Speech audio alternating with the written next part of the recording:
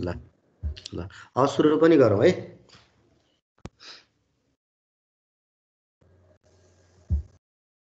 ल हामी कहाँ पुगेका छौँ हेर्नु त।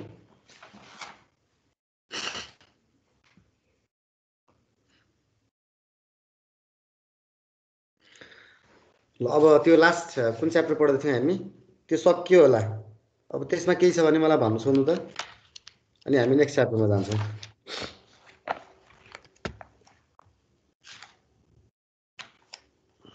ल हेर्नु त,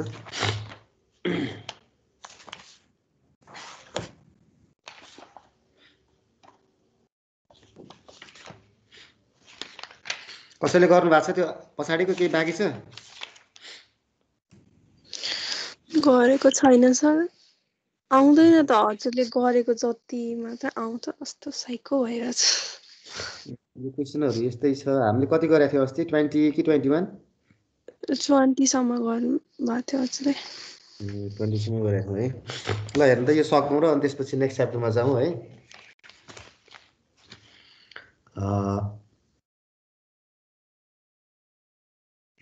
ल 21 मा हेर्नु त एकचोटि। सजिलो छ, म भनिदिन्छु, गर्नु छ होला है तपाईँहरू।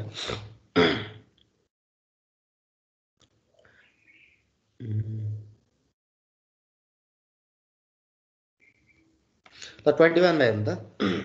Dang Cement manufacturer need an additional rupees 2,50,000 which it plans to obtain through a factoring arrangement.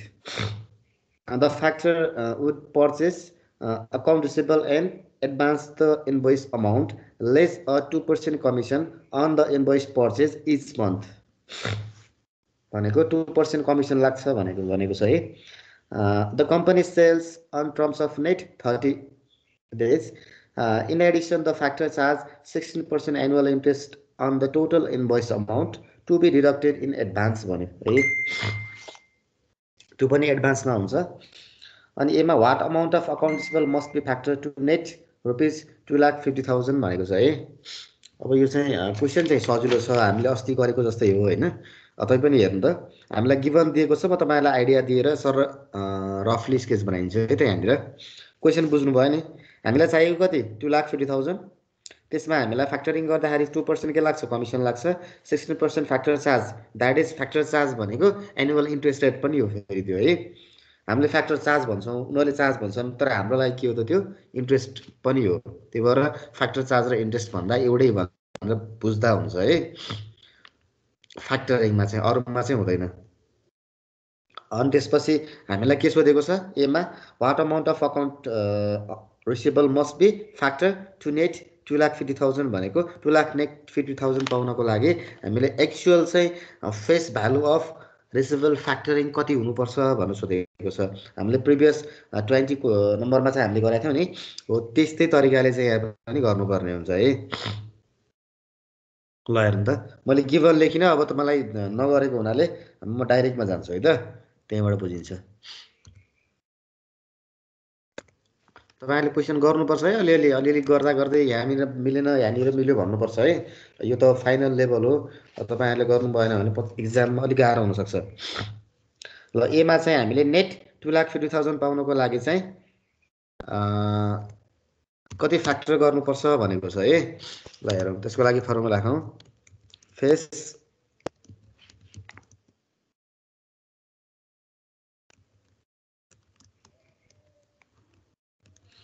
कति हुनुपर्छ, ल हेरौँ है त। ल फर्मुला भन्नु त मलाई अस्तिको, कतिलाई याद छ?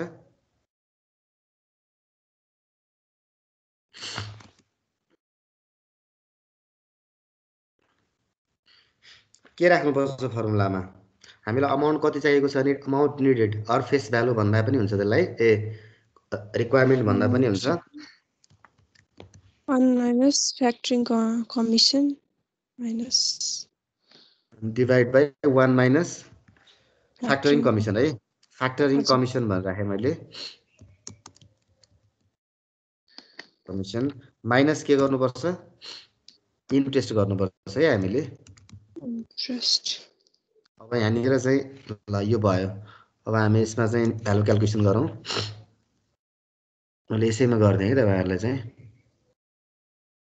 ल हामीलाई चाहिएको कति हो 2,50,000 है माथि कति राख्नु पर्यो रुपिस 2,50,000 अब 1 माइनस गर्नु पर्यो त्यहाँनिर अनि फ्याक्टरिङ कमिसन भनेको चाहिँ हामीलाई के भनेको छ त्यहाँनिर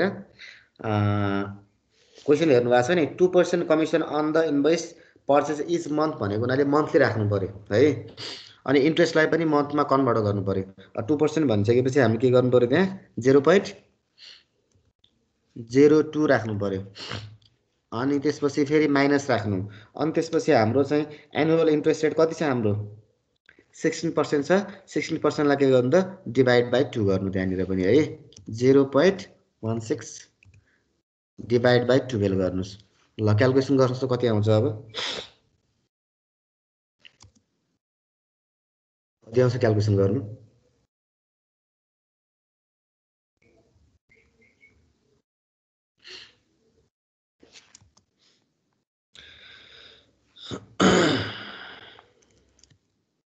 कति आयो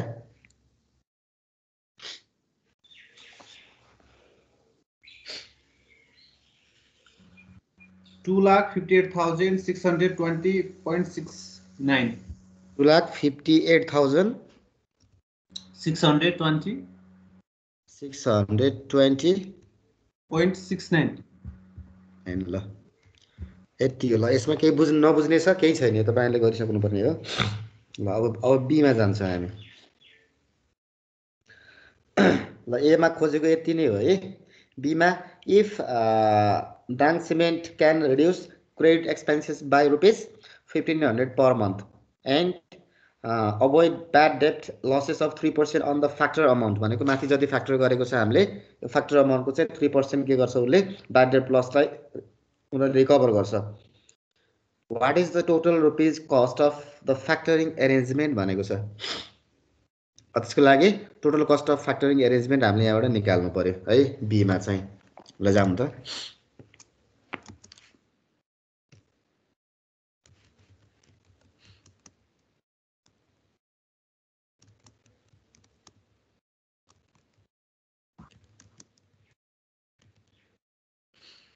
ल जाऊ अब यसमा पहिला चाहिँ हामीले के लाग्छ त फ्याक्टरिङ अरेन्जमेन्टमा चाहिँ पहिला के लाग्छ हामीलाई पहिला फर्स्ट कमिसन लाग्छ म तपाईहरुलाई भन्छु सर क्याल्कुलेसन गरिहाल्नु है त पहिला कमिसन कति लाग्छ हाम्रो 2% लाग्छ है पहिला हामीले मन्थली निकालौं अनि मन्थलीबाट फाइनली चाहिँ हामीले एनुअलीमा कन्भर्ट गर्दा हुन्छ है हामीले इन्ट्रेस्ट पनि मन्थलीमा कन्भर्ट गर्यौं अनि कमिसन पनि के छ त मन्थलीमा छ है ल मन्थली कमिसन कति आउँछ क्याल्कुलेसन गर्नु त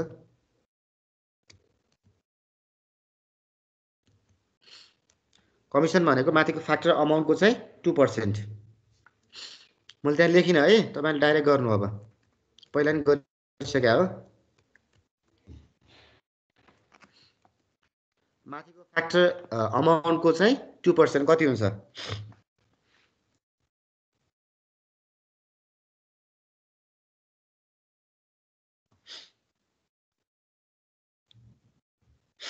5172.1 2,58,620 रुपीस को ओन्ली 2% मात्रै 2% निकालेको 2% भनेको कति कति निकाल्नु भयो 5172 172 त आउँदैन हेर्नु त 2 to 4% अनि अर्को 5% त मिनिमम आयो ए 5,000 त मिनिमम आयो रफली क्याल्कुलेसन गर्नु न 1 लाख को 2,000 हुन्छ भने 2 लाख को कति भयो 4,000 भयो 58,000 को कति हुन्छ 5,000 त एटलिस्ट भयो नि त त्यहाँनिर 5,000 कति हुन्छ निकाल्नु ल 5,172.41 हो सर त्यस्तै होला 5,172.41 भन्नुभयो ल के भन्या सरले के सुन्नु भयो अघि अर्कै ए भन्नु भएको थियो तपाईको भोइसै आएन त्यसो भए त्यो के भयो ए भोइसै अड्क्यो होला त्यसो भए ल अब कमिसन एउटा चार्ज भयो अनि हाम्रो इन्ट्रेस्ट पनि लाग्छ माथि 16% इन्ट्रेस्ट छ नि त्यसलाई मन्थली कन्भर्ट गरेर चाहिँ 2,58,620 को चाहिँ मन्थली इन्ट्रेस्ट पनि निकाल्नु ल अब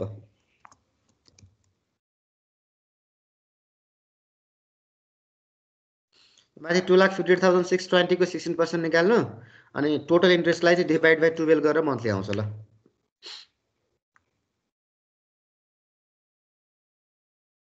कति आयो ल भन्नु त पनि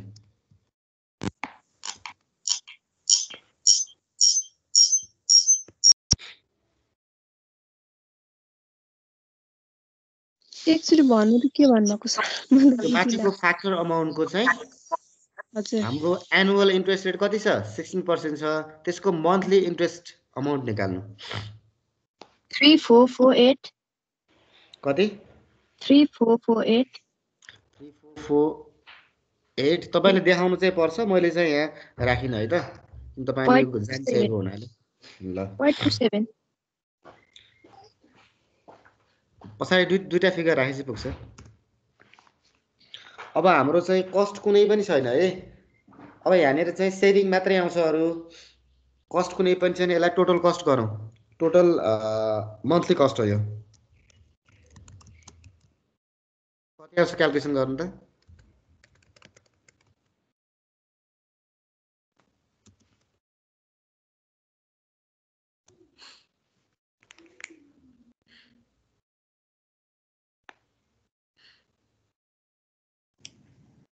$8,620 8,620 पछाडि केही छ 0.68 68 छ ल अब हाम्रो यो कस्ट भयो अब यसमा चाहिँ हामीले हाम्रो सेभिङ चाहिँ घटाउनु पर्यो सेभिङ के भनेको छ हेर्नु त बीमा 1500 पर मन्थ त्यो सेभिङ हुन्छ एउटा हैन अनि ब्याड डेट लसेस पनि के हुन्छ त हाम्रो रिकभर हुन्छ भनेको छ है त्यो पनि हेर्नु पर्यो अब पहिला लेस सेभिङमा जाउँ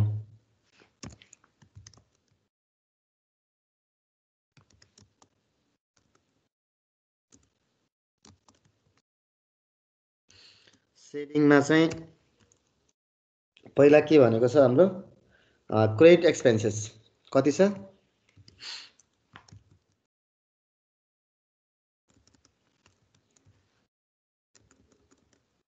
घटाउनु त कति आउँछ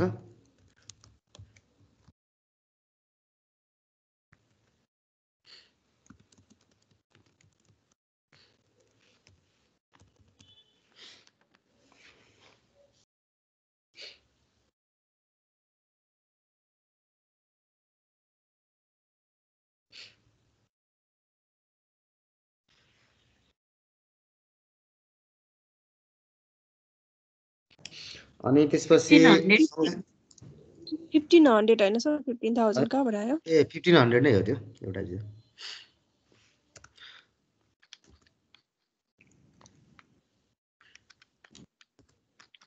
ल अनि त्यसपछि हाम्रो ब्याड डेट प्लस कति पर्सेन्ट छ त्यो पनि राखौँ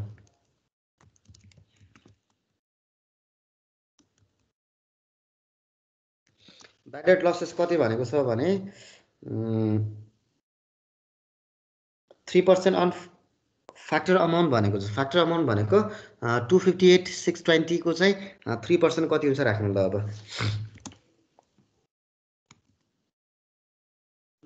258,620 $7,758.6 ल 7,000 $7,758.6 ल 58.6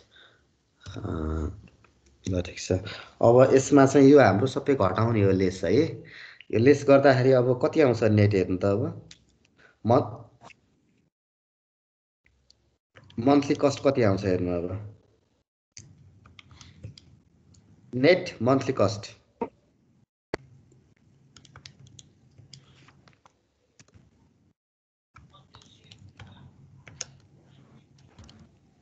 मन्थली कस्ट भनेको हुनाले त्यहाँ नेगेटिभ आउन सक्छ है नेगेटिभ आयो सर नेगेटिभै भयो कस्ट 637.92 ठिक छ त के भयो नेगेटिभ भने कस्ट भनेको नेगेटिभमा आएर के भएन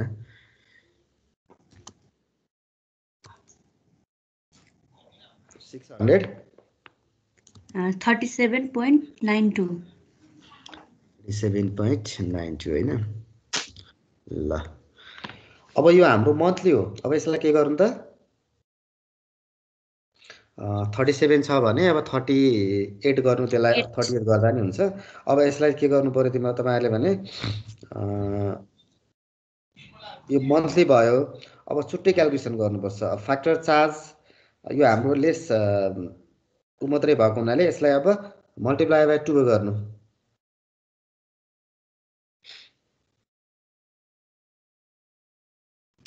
अब हेर्नु त यहाँ माइनस आयो नि तपाईले यहाँ माइनस आयो नि है यो माइनसलाई तपाईले के भन्नुहुन्छ यो सेभिङ हो कि के होला भन्नु त सेभिङ होइन एक्सपेन्सेस ल भन्नु माइनसलाई सेभिङ भन्नुहुन्छ कि एक्सपेन्सेस भन्नुहुन्छ माथिको हेरेर भन्नु त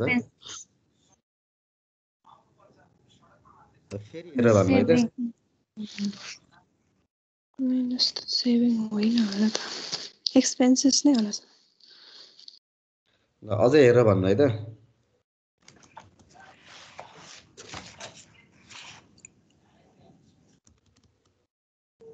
ल तपाईले के भन्नुहुन्छ अनि म त्यही राख्छु है त फर्स्ट नेगेटिभ आयो भने त इन्कम नै भयो हैन र सर सेभिङ नै भयो एकचोटी हेरेर भन्नु त अब माथिको त्यसलाई मैले राउन्ड अप गर्ने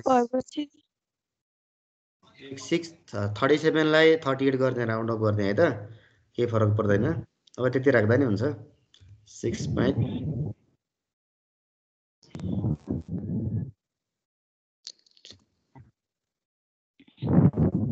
बिल गर्नु ल कति आउँछ 7655 ल ठीक छ माथिकोलाई के भन्ने अब नेट सेभिङ भन्ने कि एक्सपेन्सेस भन्ने ल भन्नु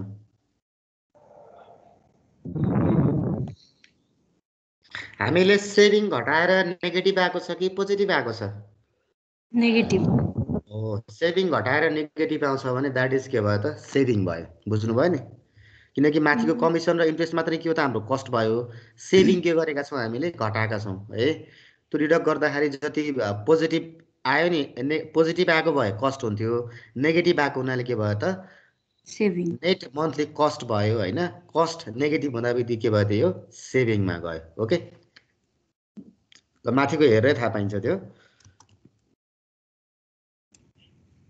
7655 सर ल यति नै हो यसमा अरु केही सोधेकै छैन है 700 ए 7000 7655 600 55.0 सेभिङ नेगेटिभ आयो भने सेभिङ हुन्छ सर त माथिको हेर्नु त सो झन् आयो भने त सेभिङ भयो नि इफ पोजिटिभ आएको भए चाहिँ एक्सपेन्सेस हुन्थ्यो जस्तै पोजिटिभ हामीले सेभिङ घटाएर पोजिटिभ आएको भए हामीलाई के हुन्थ्यो यहाँनिर चाहिँ अझै हाम्रो कस्ट बियर गर्न बाँकी छ सेभिङले भन्ने हुन्थ्यो हैन सेभिङ घटाइसके पछाडि नेगेटिभ आयो भनेको चाहिँ पोजिटिभ अमाउन्ट हामीले घटाएर नेगेटिभ आएको हो कि हैन त्यो गर्दा के भयो त हाम्रो सेभिङ नै भयो माथिको हेर्नु त एकचोटी कमिसन र इन्ट्रेस्ट भन्दा सेभिङ को पर्सन के छ त अझै पनि के छ बढी छ त्यो सेभिङको पर्सन बढी हुनु भने के हो त नेट सेभिङ हामीसँग बढी सेभिङ थियो त्यसबाट कमिसन इन्ट्रेस्ट घटाएर त्यही होला ल यसमा केही छ छैन अब यो सबै क्वेशन मैले गर्ने हो कि के गरेर आउनुहुन्छ दुईटा त छोड्दिउ न मैले है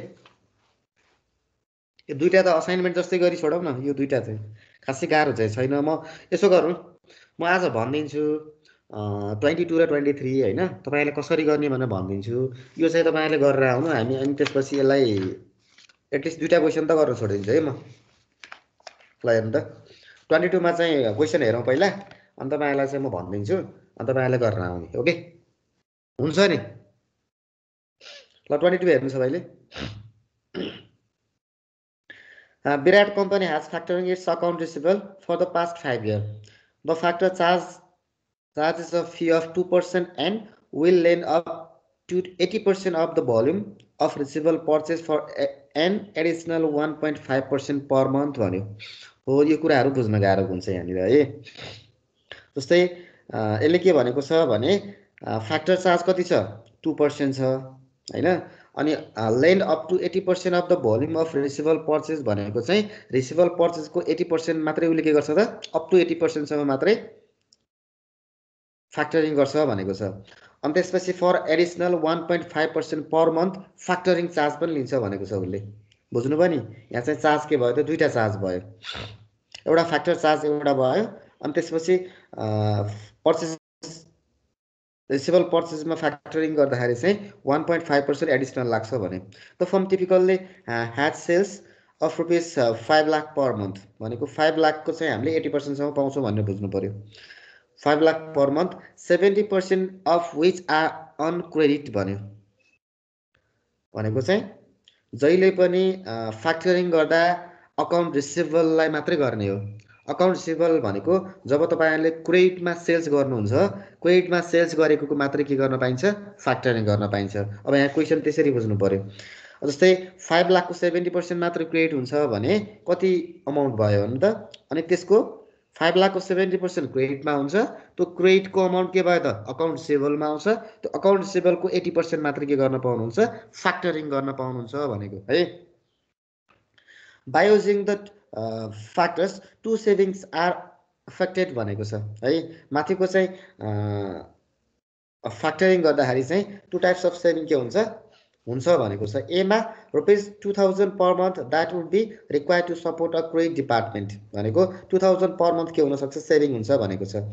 एमा बीमा चाहिँ a bad debt expenses of rupees of 1% on credit sales. Credit सेल्सको ब्याड डेट एक्सपेन्सेस अफ 1% पनि के हुन्छ त सेभिङ हुन्छ भनेको छ।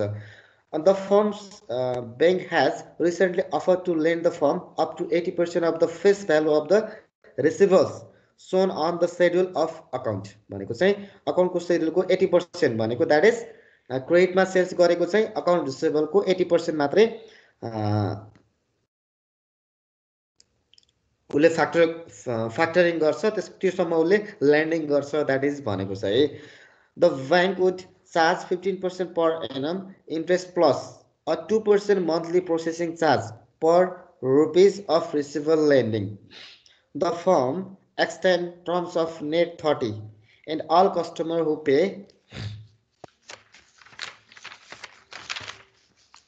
their bills do so in 30 days. Should the firm discontinue its factoring arrangement, favor of the bank's offer if the firm borrows on the average of rupees 1 lakh per month on its receivable भन्यो। तपाईहरुलाई माथि त्यत्रो question सोधियो, तल आएर के भन्यो त फेरि क्वेशनलाई ट्विस्ट गर्यो। ल हेर्नु है, अब क्वेशनलाई ट्विस्ट गर्यो यहाँनिर। अब यसलाई कसरी हेर्ने भन्ने है। अब हामीसँग दुईटा अप्सन छ, एउटा फ्याक्टरिङ अरेन्जमेन्ट छ, एउटा बैंक फाइनान्सिङ छ। बुझ्नुभयो? फ्याक्टरिङ अरेन्जमेन्ट भनेको चाहिँ 5 लाखको चाहिँ सेल्समा जानु पर्यो हामी। बुझ्नुभयो नि, सेल्स भनेको क्रेडिट सेल्समा हुन्छ। क्रेडिट सेल्सको चाहिँ 5 लाखको 70% क्रेडिट सेल्स हुन्छ, अनि 70% अफ 5 लाखको पनि 80% के हुन्छ त हामीले लेन्डिङ गर्न पाउँछौँ भनेको छ। त्यो भनेको फ्याक्टरिङ अरेन्जमेन्ट भयो। अनि अर्को चाहिँ तपाईलाई लास्टमा के सोधे हेर्नु त, लास्टको चाहिँ पेज टर्न गर्नु। लास्टको प्याराग्राफमा should the firm discontinue its factoring arrangement in favor of the bank's offer if the firm borrows on the average of rupees 1 lakh per month on its receivable भने फेरि रिसिभेबलमा लेन्डिङ गर्दाखेरि कति गर्छ उसले just 1 lakh मात्रै गर्छ। बुझ्नुभयो? अब यहाँनिर तपाईलाई के सोधेको छ भने तपाईले बैंक फाइनान्सिङको चाहिँ अप्सनलाई मात्रै हेरे पनि पुग्यो, अनि फ्याक्टरिङ अरेन्जमेन्टको चाहिँ कस्ट हामीले क्याल्कुलेसन गर्दा पनि पुग्यो। दुईटा कस्ट क्याल्कुलेसन गर्छौँ। अब यहाँनिर कुन कस्ट क्याल्कुलेसन गर्ने कुन नगर्ने भन्ने हुन्छ है। तपाईहरुलाई चाहिँ के गरौँ,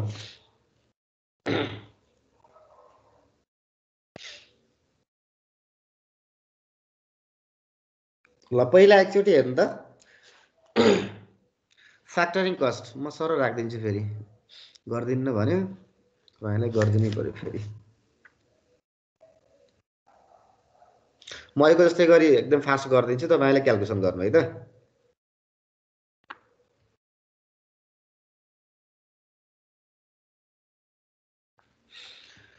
3.22 है ल हेर्नु त पहिला हामीले चाहिँ दुईटा कस्ट निकाल्नु पर्यो एउटा फ्याक्टरिङ कस्ट निकाल्नु पर्यो अर्को चाहिँ फाइनान्सिङ कस्ट निकाल्छौँ है यहाँ सबै कुराहरू इन्क्लुड नगरे पनि हुन्छ त्यहाँनिर क्वेसनमा भएको कुराहरू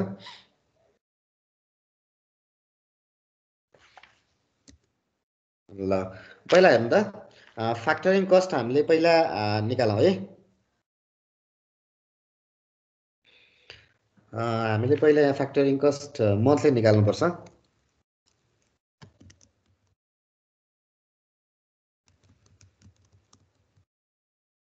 ल ल फ्याक्टरिङ कस्ट कति लाग्छ ल हेर्नु त अब सर हाम्रो यो कुन पब्लिक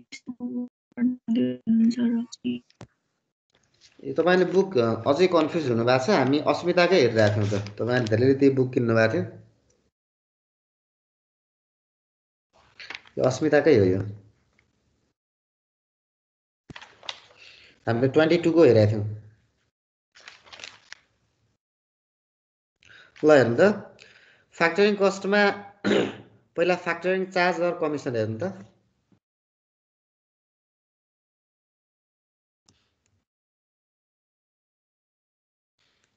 ल हेर्नु त फ्याक्टरिङ चार्ज र कमिसन भनेको कति भनेको छ हामीलाई 5 लाख को चाहिँ 70% क्रेडिट सेल्स हुन्छ अनि त्यसको पनि हामी के गर्छौं त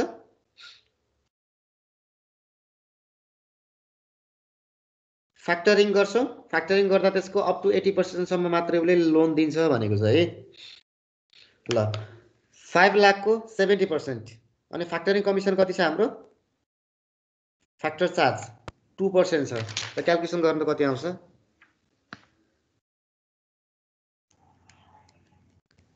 5 लाख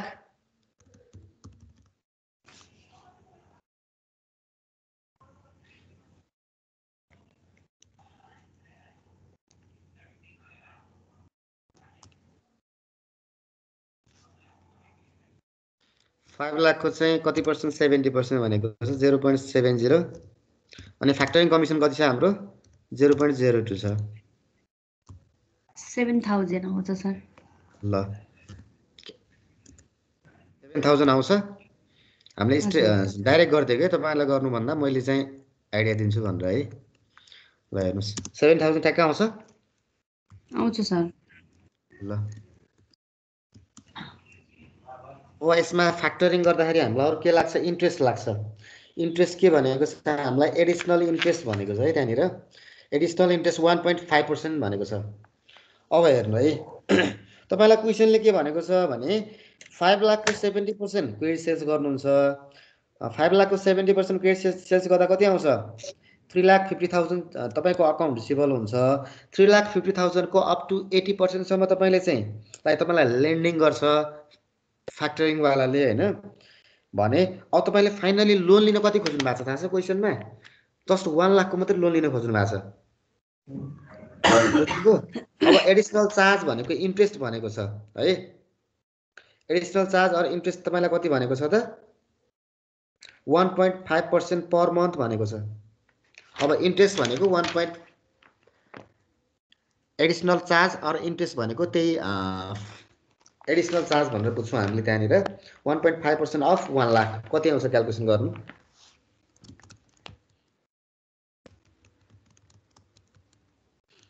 हामीले लोन लिएको यहाँ जम्मा 1 लाख हो फेरि भन्ने बेलामा चाहिँ उले बढी भनेको छ तर हामीले लिनु पर्ने भनेको चाहिँ 1 लाख मात्रै मल्टिप्लाई बाइ 1.5 गर्नुस्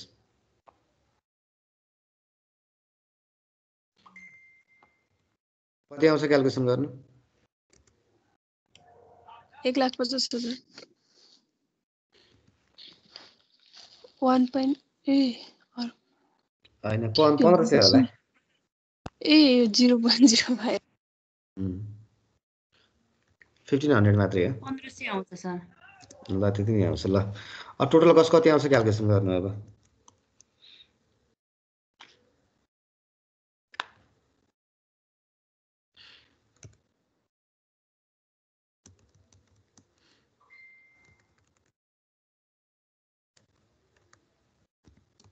कति आयो 8500 हो ल यति नै भयो हैन अब हामी जाउँ बैंक फाइनेन्सिङमा जाउँ उले भनेको कुराहरु सबै एक्सक्लुड गर्न पर्छ कि पर्दैन अलि यति मात्रै गरौँ है त अब बैंक फाइनेन्सिङमा जाउँ है त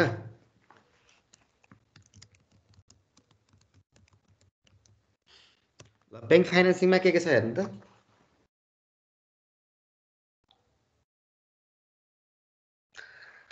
तपाईलाई बैंक फाइनेन्सिङमा के भनेको छ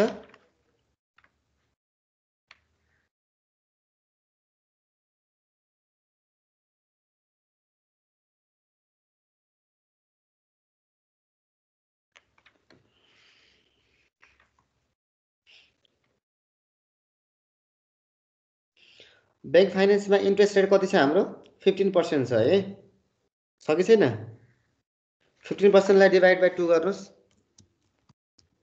इन्ट्रेस्टबाट सुरु गरौँ 1.5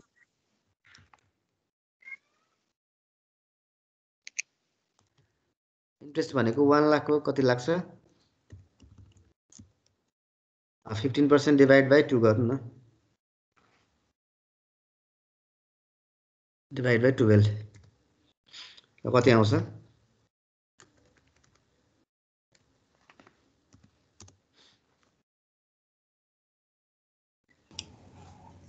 12,500 12,000 कि कति 12,000 त नहोला 1250 होला 1250 1250 अब कमिसन भनेको छ है बैंकबाट लोन लिँदाखेरि चाहिँ त्यही सँगसँगै है 2% मन्थली प्रोसेसिङ चार्ज भनेको छ प्रोसेसिङ कस्ट कति छ 2% छ है charge per rupees of receivable lending भन्यो रिसिभेबल लेन्डिङको 1 लाख मात्रै हो 2% भनेको 1 लाख को 2% कति हुन्छ प्रोसेसिङ कस्ट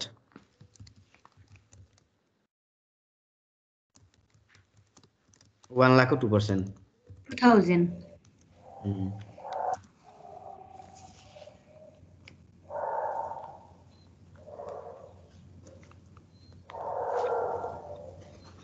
2000 2000 सर 2000 है कति भन्दा अर्को कस्ट के लाग्छ अब बल्ल भनिदिएको छ उसले अब एकचोटि क्वेशन हेर्नु है त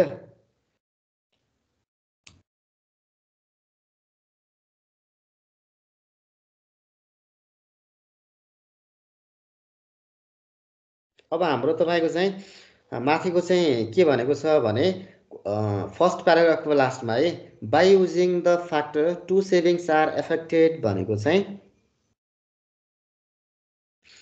rupees 2000 per month that would be required to support a credit department भन्यो के भयो त यो पनि कस्ट लाग्ने भयो त्यो लेन्डिङको लागि चाहिँ अनि bad debt expenses of 1% on credit sales भन्यो किनकि लेन्डिङ गर्दाखेरि लोन लिँदाखेरि चाहिँ यो पनि लाग्छ भन्यो उले तर हाम्रो फ्याक्टरिङमा लाग्दैन यो बुझ्नुभयो नि यो फ्याक्टरिङमा हामीले चाहिँ घटाउनु भन्दा हामीले एकैचोटी बैंक फाइनेन्सिङमा जोड्यो भने के भयो त डिसिजन दिन सजिलो भयो बुझ्नुभयो नि अब यसमा तपाईको डिसिजन मात्रै राइट अर रङ भन्ने हुन्छ यसमा कस्ट क्याल्कुलेसन गर्दाखेरि चाहिँ यो चाहिँ 2000 per month credit department expenses र bad debt expenses of 1% on credit sales यो चाहिँ हामीले फ्याक्टरिङ एरेन्जमेन्टमा चाहिँ डिडक्ट गर्दाखेरि पनि हुन्छ अर हामीले बैंक फाइनेन्सिङमा एकैचोटी जोडेर चाहिँ बोथ अल्टरनेटिभको चाहिँ कस्ट कम्प्यारिजन गरेर डिसिजन गर्दा पनि हुन्छ तर हामीले चाहिँ यहाँ के गर्दा हुन्छ त बैंक फाइनेन्सिङमा यो कस्ट जोड्दियौ अब क्रेडिट अब यसमा क्रेडिट डिपार्टमेन्ट एक्सपेन्सेस र ब्याड डेट कति छ त्यो पनि जोड्दियौ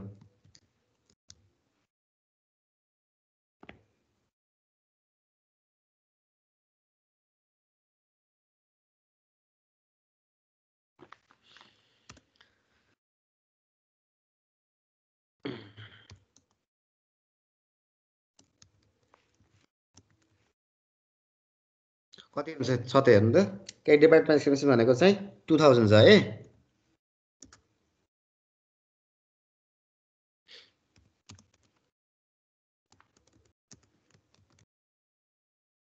अनि अर्को चाहिँ ब्याड डेट भनेको चाहिँ 1% अफ 1 लाख नै हुन्छ त्यहाँनिर ब्याड डेट एक्सपेन्सेस अफ 1% भनेको छ 1% भनेको ब्याड डेट केमा लाग्छ?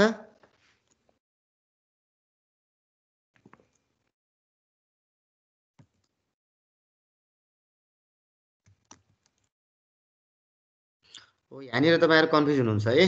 यो ब्याड डेट एक्सपेन्सेस भनेको सुनिरहनु भएको? हेलो हजुर सर सुनिरहेको ल अब यहाँनिर चाहिँ तपाईहरुले क्वेशन एक्जामको बेलामा क्वेशन हेर्नको लागि ब्याड डेट एक्सपेन्सेस भनेको तपाईको ब्याड डेटको अमाउन्ट कति हुन्छ माथिबाट हेर्नु त पहिला। तपाईले 5 लाखको 70% मात्र के गर्नुहुन्छ? क्रेडिटमा सेल्स गर्नुहुन्छ। त्यो क्रेडिटमा सेल्स गरेको अमाउन्ट मात्र के हुन सक्छ? ब्याड डेट हुन सक्छ। त्यो भन्दा बाहिर त हुँदैन नि। के हुन्छ? हुँदैन। हुँदैन। अब भनेको चाहिँ म डाइरेक्ट लेख्दिए 5 लाखको चाहिँ 70% कति हुन्छ? 3,50,000 हैन? अनि ब्याड डेट एक्सपेन्सेसको रेशियो कति छ? 1% भनेको छ है। 1% ल यसको 1% कति हुन्छ राखौँ ल। 3,50,000 को 3,500 3,500 ल ल 3,50,000 कहाँबाट आएको बुझ्नु भयो नि हैन? 5 लाखको 70%। 70% किनकि ब्याड डेट भन्दा पनि त्यसरी हेर्नु पर्यो। 3,500 अब यो भन्दा बाहेक हाम्रो अरु कस्ट चाहिँ मेबी छैन होला है। अब टोटल गर्नु त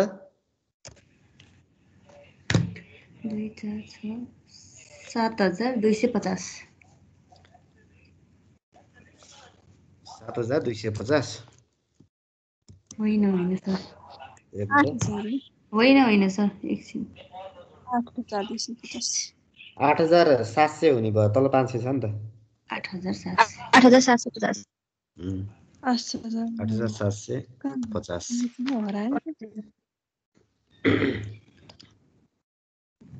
तपाईलाई त कति कुराहरु त्यहाँ नचाहिने पनि दिएको छ हेर्नु है क्याल्कुलेसन गर्दै जाँदाखेरि थाहा हुन्छ।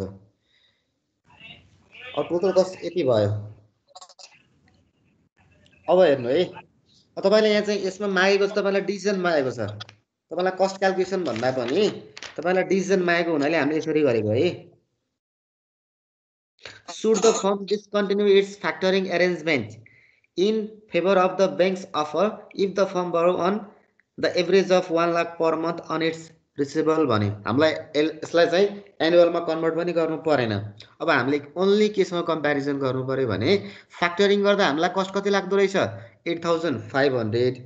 अब हामीले बैंक फाइनान्सिङ गर्दा कति लाग्दो रहेछ 8,750 लाग्दो रहेछ भनिसकेपछि अब हामीलाई चाहिँ व्हिच अप्सन इज बेटर भनेर हामीले डिसिजन लिनु पर्यो। भनेको टोटल कस्ट भनेको चाहिँ बैंक फाइनान्सिङको भन्दा फ्याक्टरिङको के छ त कम छ। अब यस्तो बेलामा चाहिँ अब यहाँ के भनेको छ should the firm discontinue its factoring arrangement भनेको छ नि उले डिस्कन्टिन्यू गर्दैन अब किनकि फ्याक्टरिङको चाहिँ चार्ज कति छ 250 ले लेस छ अझै बुझ्नु भयो नि। त्यो भएको हुनाले उले डिस्कन्टिन्यू गर्दैन। उले के गर्न सक्छ अब the firm should continue its factoring arrangement भनेर लेख्नु पर्यो। ल लेख्नु त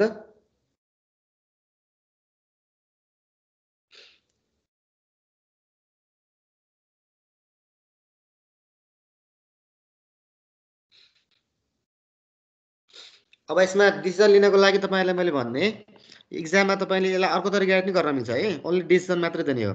हामीले बैंक फाइनान्सिङमा कोही डिपार्टमेन्ट एक्सपेन्सेस र ब्याड डेट एक्सपेन्सेस चाहिँ हामीले 2,000 र 3,500 भनेको चाहिँ 5,500 हामीले यहाँ जोडेका छौं नि यो नजोडिकन तपाईले माथि चाहिँ फ्याक्टरिङ अल्टरनेटिभमा चाहिँ डिडक्ट गर्नु भयो भने पनि डिसिजन के आउँछ सेम आउँछ। ओन्ली हाम्रो टोटल कस्ट अफ फ्याक्टरिङ र फाइनान्सिङको कस्ट मात्रै फरक पर्ने हो। डिसिजन चाहिँ सेम आउँछ बुझ्नु भयो नि। यो कस्ट माथिबाट चाहिँ घटाउँदाखेरि पनि हुन्छ माथि घटाउने तर यहाँ चाहिँ केही पनि नगर्ने है। त्यो गर्दाखेरि पनि डिसिजन सेम आउँछ। अब तपाईको डिसिजन के भयो त the total cost per month लेख्नु त the total cost per month under factoring alternative is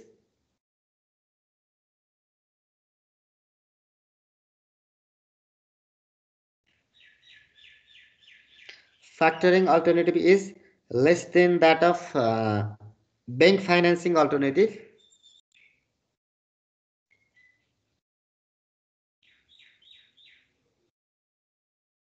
Bank financing alternative. Full stop. Therefore, the firm should continue. Therefore, the firm should continue. उसले discontinue गर्ने त भनेको छ हामीले कन्टिन्यू गर भन्नु पर्यो. The firm should continue its factoring arrangement. ल यति लेख्दा हुन्छ है.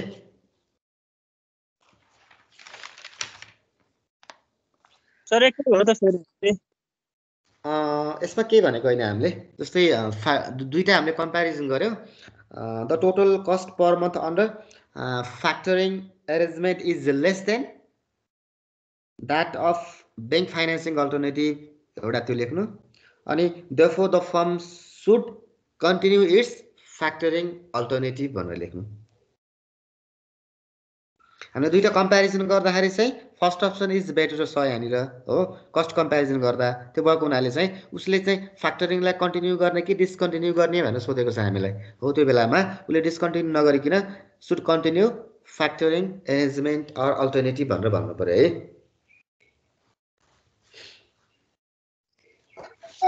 सर त्यो 80% चाहिँ कहाँ युज हुँदैन? 80% यहाँ युजै भएन भनेको चाहिँ हामीलाई जस्तै तपाईहरुलाई यहाँ कति चाहिँ 1 लाख लोन चाहियो भनेको छ नि. त्यो 1 लाखको ठाउँमा चाहिँ 1 लाखको ठाउँमा चाहिँ अलि बढी भइदिएको भए युज हुन सक्थ्यो त्यहाँनिर है. तर चाहिँ अब हामीलाई 80% भनेको 3,50,000 सम्म हामीले लोन लिनको लागि चाहिँ कुनै पनि प्रब्लम भएन नि त यहाँनिर. तर हामीले जस्ट 1 लाख मात्रै लोन लिँदैछौँ. 3,50,000 भन्दा बढी भएको भए प्रब्लम हुन्थ्यो.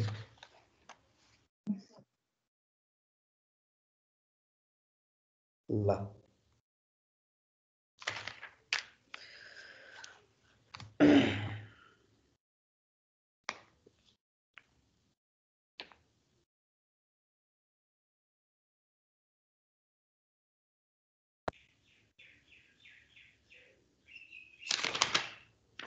ल अब 23 चाहिँ यो गरेर आउनु चाहिँ के गरौँ. 23 मा धेरै रहेछ. ब्यालेन्स सिट पनि बनाउनु पर्यो.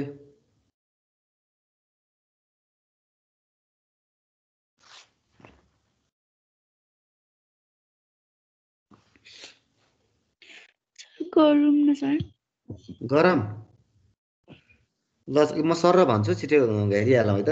हामीले नेक्स्ट च्याप्टर पनि पढौँ भनेर हो. ल 23 मा हेर्नु. Fun time company manufactures plastic toys. It buys raw material manufacturing the toy in the spring and summer and ships them to department store and to store be late summer of early fall. Fun time factors its receivable. If it did not, its October 2017 balance sheet would appear as follows भनेको छ है. Balance seat दिएको छ. Balance seat भन्दा तल एकैचोटि जाउँ. Fun time provides extended credit to its customer, so its dating on its receivable are not due for payment until January 31st, 2018. Also, Fun Time would have been overdue on some 8 lakh of its account payable if the preceding situation had actually existed. Fun Time has an agreement with the finance company to factor the receivable for the period of October 31st through January 31st of each selling season. The factoring company charges a flat commission of 2% of the invoice price. बल्ल यहाँ आयो है. Factoring commission कति छ उसको 2% of invoice price plus 6% per year interest on outstanding balance भनेको 2% flat commission छ अनि 6% annual interest rate छ. And it deduct a reserve of 8% of return and damaged material. Interest and commissions are paid in advance. भनेको interest र commission के हुन्छ फेरि माथिको 2% 6% इन्ट्रेस्ट र 2% कमिसन पनि एडभान्समा पे गर्छ अरे उसले है. यहाँ बुझ्नु पर्यो. Note however the interest is not recognized as expenses until the end of the 90 days period भन्यो. त्यो इन्ट्रेस्ट भनेको चाहिँ एक्सपेन्सेस भनेर अझै पनि रिकग्नाइज गरेको छैन अरे माथिको ब्यालेन्स सिटमा चाहिँ गर्दैन पनि. No interest is charged on the reserve fund or on it on the commission भन्यो भनेको reserve fund or on the commission मा चाहिँ इन्ट्रेस्ट चार्ज लाग्दैन भने फेरि है त्यहाँनिर एमा रिक्वायरमेन्टमा जानु so fund times balance seat on October 31st 2017 including the purchase of all the receivable by the factoring company and the use of the fund to pay account payable, ignore tax effect and assume all proceeds from receivable factor are applied to account payable भनेको account payable बाट मात्र के हुन्छ factoring हुन्छ त्यहाँ use हुन्छ भन्यो है अनि बी मा चाहिँ B ma if the rupees 1.2 million is the average level of outstanding receivable and if they turn over 4 times a year भनेको चाहिँ turnover ratio कति छ 4 times छ hence the commission is paid 4 times a year भनेको चाहिँ 4 times commission paid गर्छ what are the total rupees cost of receivable financing or factoring and the effective annual interest rate भन्यो ल हेर्नु यो अचम्मको क्वेशन छ फेरि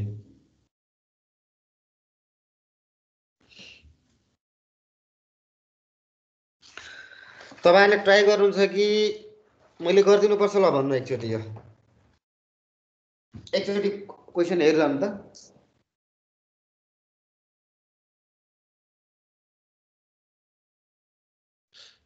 ल एकचोटी क्वेशन हेरिरहनु त यो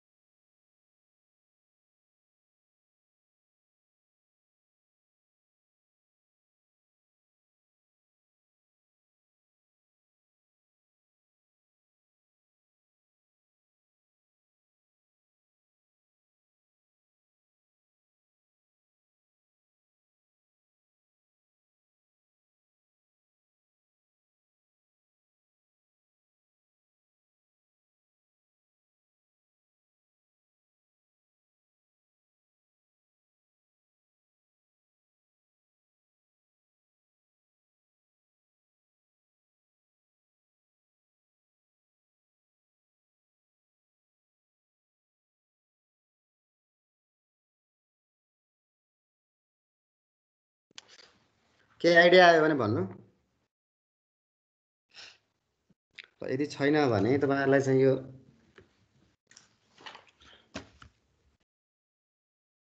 त्यसो भए तपाईहरुले कसरी गर्नुपर्छ भने पहिला तपाईहरुले चाहिँ फ्याक्टरिङ गरेर चाहिँ कति के गर्नुपर्छ तपाईले नेट प्रोसिड कति अमाउन्ट चाहिँ लोन लिनुपर्छ भन्ने एउटा थाहा पाउनु पर्यो अनि रिजर्भ कति छ त्यो पनि माथि थाहा पाउनु पर्यो अनि त्यसपछि चाहिँ तपाईले प्रिपेड एक्सपेन्सेसमा कुन अमाउन्ट जान्छ त्यो थाहा पाउनु पर्यो अनि अकाउन्ट पेबल कति हुन्छ भनेर त्यो थाहा पाउनु पर्यो अनि त्यसपछि रिटेन अर्निङमा के चेन्ज आउँछ त्यो पनि थाहा पाउनु पर्यो त्यो थाहा पाइसकेपछि तपाईले ब्यालेन्स सिटलाई रिकन्स्ट्रक्ट गर्नु पर्यो माथिको ब्यालेन्स सिटलाई है अनि त्यो अमाउन्टले गर्दा ब्यालेन्स सिटमा कस्तो खालको इम्प्याक्ट पार्छ भनेर देखाउनु पर्यो ए मा अनि बी मा चाहिँ हामीले चाहिँ इफेक्टिभ रेट मात्रै निकाल्दिए पुग्छ है एपीसी र इफेक्टिभ निकाल्दा पुग्छ त्यहाँनिर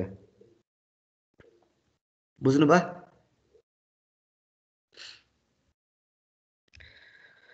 ल एकचोटी जान्छ त्यसो भए त्यस्तो हो भने 17 तपाईहरुलाई चाहिँ सर के म गर्दिउ कि तपाईले गरेर आउनु छ हामी अर्को सुरु गरौँ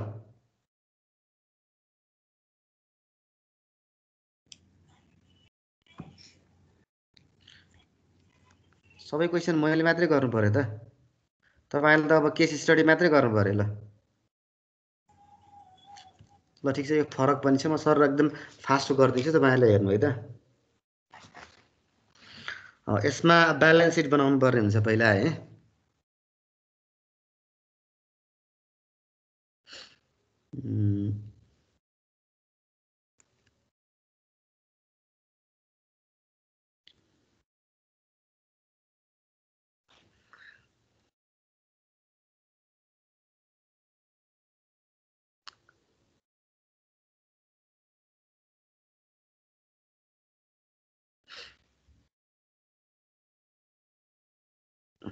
मैले अर्को क्लासमा गरिराखेको थिएँ ल हेर्नु त मैले अर्को क्लासमा गरिराखेको छु म तपाईलाई सरर भन्दै जान्छु है 22 23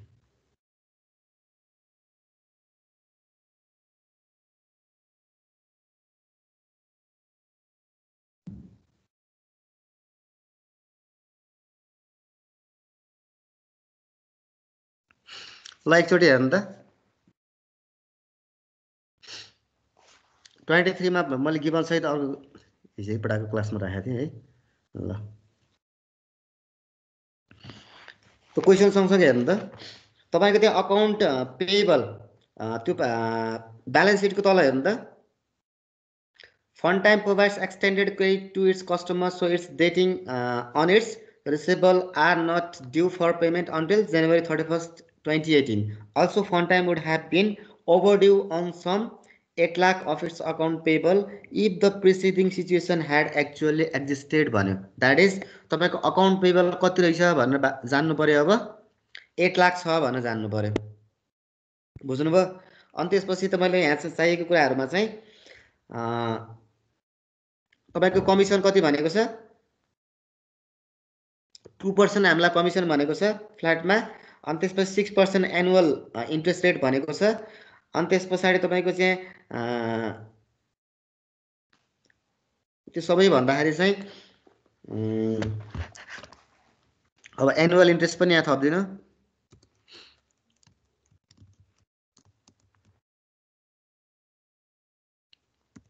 6% भनेको छ है 6% छ अनि हामीलाई चाहिँ चाहिने यति मात्रै हो तपाईको रिसिभेबल अमाउन्ट मैले अब त्यहाँ चाहिँ कहाँबाट राखे हेर्नु त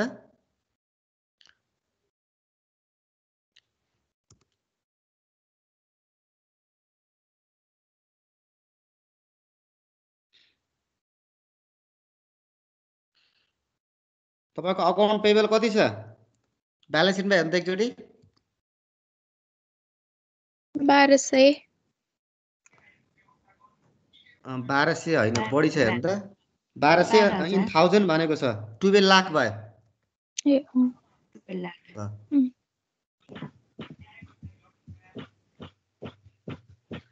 त्यो भयो हैन अब तपाईले यहाँ चाहिँ वर्किङ नोट्समा के लेख्नु भने वर्किङ नोट्समा मैले यहाँ गर्दिन्छु उता सर्टकटमा गराएको छु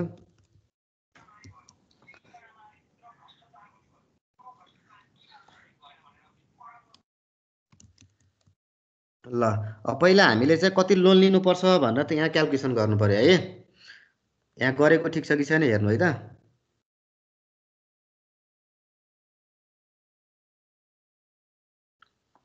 ल हेर्नु त यो वर्किङ नोट्समा पहिला नेट प्रोफिट क्याल्कुलेसन गरौँ उले के भनेको छ भने अकाउन्ट रिसिभेबललाई मात्र युज गरेर पाइन्छ भनेको चाहिँ क्वेशनमा पनि हामीले सेकेन्ड प्याराग्राफमा है त्यो गर्दाखेरि चाहिँ रिसिभेबल अमाउन्ट हाम्रो कति हो त 12 लाख हो बुझ्नुभयो 12 लाखमा हामीले रिजर्भ कति राख्नु पर्छ भनेको छ अब यहाँनिर रिजर्भ भनेको चाहिँ तपाईलाई म माथि चाहिँ गिभनमा राखिदिएको छैन अझै क्वेशनको चाहिँ सेकेन्ड प्याराग्राफमा एकचोटी हेर्नु त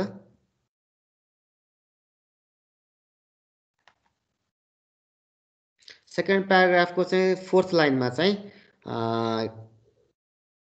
+6% per year interest on outstanding balance अनि त्यस पछाडि it deducts a reserve of 8% for return and damage material भन्यो। भनेको चाहिँ माथि चाहिँ अकाउन्ट पेबलमा चाहिँ 8% को चाहिँ के गर्छ उसले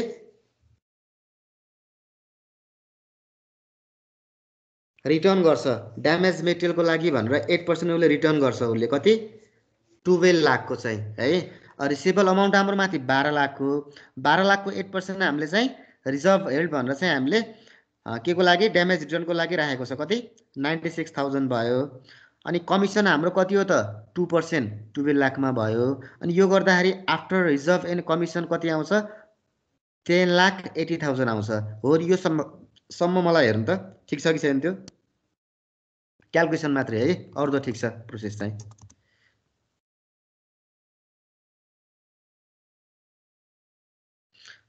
हामीले यो डाइरेक्ट वर्किङ नोट्स मात्रै निकालेको हो हैन ब्यालेन्स सिट फेरि बनाउनु पर्ने हुन्छ। अनि ब्यालेन्स सिट बनाइसकेपछि मात्रै बुझिन्छ है। अकाउन्ट पेबललाई मात्रै हेर्नु पर्यो। अकाउन्ट पेबल 12 लाख छ त्यसमा रिजर्भ कति राख्नु पर्यो 8% राख्नु पर्यो। अनि 8% राख्दा 96,000 हुन्छ। अनि कमिसन 12 लाखको चाहिँ 2% कमिसन पे गर्नु पर्यो फ्ल्याटमा भनेको छ हामीलाई। किन हामीले चाहिँ त्यो रिजर्भ घटाइसकेपछि गरेनौँ भन्न सक्नुहुन्छ फ्ल्याट कमिसन भनेको छ त्यहाँनिर बुझ्नुभयो नि। Charge a flat commission of 2% of the invoice price भनेको छ। इनभोइस प्राइस भनेको कति हो हाम्रो 12 लाख नै हो। 12 लाखको 2% कति भयो 24,000 भयो। 24,000 भयो कि भएन भन्नु त भयो। अनि त्यस पछाडि आफ्टर रिजर्भ एन्ड कमिसन कति आउँछ 10,80,000 भयो। अनि इन्ट्रेस्ट हामीले केमा पे गर्नु पर्यो भन्दा अब हामीले यो बाँकी रहेकोमा मात्रै के गर्नुपर्छ हामीले अब फाइनान्सिङ गर्ने हो। फाइनान्सिङ गर्दा 10,80,000 को चाहिँ इन्ट्रेस्ट रेट कति भनेको छ हामीलाई एनुअल इन्ट्रेस्ट रेट 6% भनेको छ। त्यो 6% ले कति भयो 64,800 आउँछ। 10,80,000 को 6% आउँछ सर आउँछ। अनि त्यो इन्ट्रेस्ट घटाइसके पछाडि नेट प्रोसिड भनेको त्यो इन्ट्रेस्ट के भनेको छ एकचोटि क्वेशन हेर्नु है फेरि तपाईहरुलाई म भनिदिन्छु। Plus 6% per year interest on outstanding balance it deduct a reserve 8% return. Interest घटाइसके पछाडि हाम्रो नेट कति आयो त हाम्रो 10,15,200 नेट आयो। अब बुझ्नुभयो। अब यसलाई हेरेर मात्रै हामीले अब अरु क्याल्कुलेसन गर्छौं।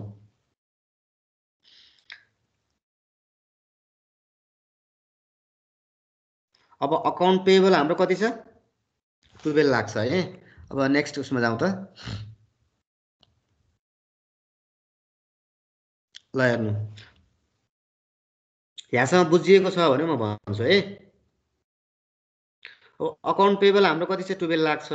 अब हामीले नेट कति पाउने भयो त यहाँनिर 10,15,200 पाउने भयो। बुझ्नुभयो लोन पाउने भयो नेट प्रोसिडबाट। अनि अब हाम्रो अकाउन्ट पेबलमा कति बाँकी रहन्छ भन्दा 12 लाख र 10,15,200 को डिफरेन्स जति छ त्यो कतिमा केमा भयो त अब अकाउन्ट पेबलमा चाहिँ ब्यालेन्स हुने भयो। किनकि हामीले यो 10,15,200 बराबरको हामीले के गर्यौं त फाइनान्सिङ गर्यौं दैट इज लोन ल्याउँ। लोन लिइसके पछाडि के भयो त अकाउन्ट पेबल घटेर कति आउने भयो त यो दुईटाको डिफरेन्स जति छ त्यति आउने भयो। त्यो डिफरेन्स कति आउँछ क्याल्कुलेसन गरौँ है त। अकाउन्ट पेबल कति छ हाम्रो ब्यालेन्स 12 लाख माइनस 10,15,200 गर्दा कति आयो 1,84,800 आयो है। अनि त्यसपछि हाम्रो अर्को कुरा पनि भनेको छ है त्यहाँनिर चाहिँ के को लागि रिटर्न अर्निङको लागि भनेको छ है।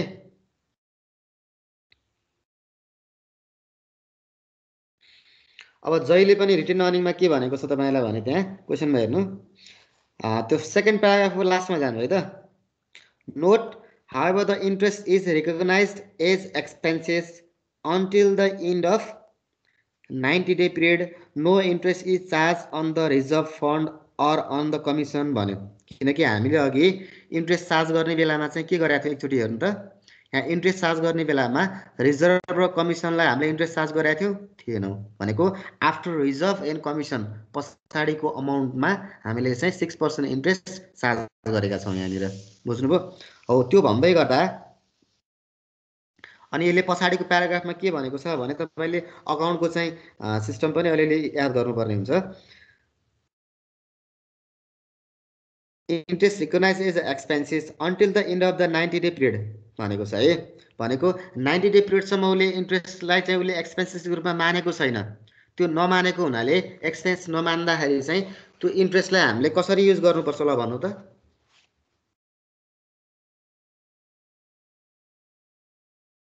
अब इन्ट्रेस्टलाई हामीले कसरी युज गर्ने त्यो एउटा पार्ट जान्नु पर्यो हैन। अनि त्यसपछि सँगसँगै तपाईहरुले अर्को बुझ्नुपर्ने कुराहरू चाहिँ जस्तै तपाईले फाइनान्सिङ गर्दा इन्ट्रेस्ट पे गर्नुहुन्छ। हाम्रोमा इन्ट्रेस्ट कति पे गर्नु भएको छ?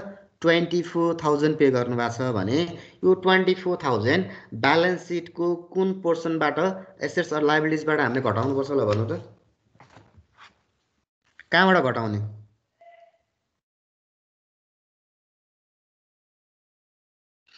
ल याद गर्नु त। त्यो 90 डे भन्दा अगाडि हामीले एडजस्ट गर्न पाउँदैनौँ भनेको छ। आफ्टर 90 डेज मात्रै गर्न पाउँछौँ भनेको छ। त्यो गर्दाखेरि चाहिँ तपाईको चाहिँ फाइनान्सिङ गर्दा एक्सपेन्सेस भनेको चाहिँ के हो त? ओन्ली यहाँनिर कमिसन एन्ड रिजर्भ एक्सपेन्सेसमा गएन। ओन्ली के गयो त? इन्ट्रेस्ट मात्रै गयो। इन्ट्रेस्ट भनेको 24,000 भयो। अब क्वेसन हेर्नु त। क्वेसनमा तपाईको रिटर्न अर्निङ कति छ? 1,60,000 छ। 1,60,000 मा चाहिँ अब के गर्नु पर्यो? हामीले यहाँनिर चेन्ज गर्नु पर्यो। अब यहाँनिर है 1,60,000 भन्दा बढी हुन्छ होला। कति हुन्छ?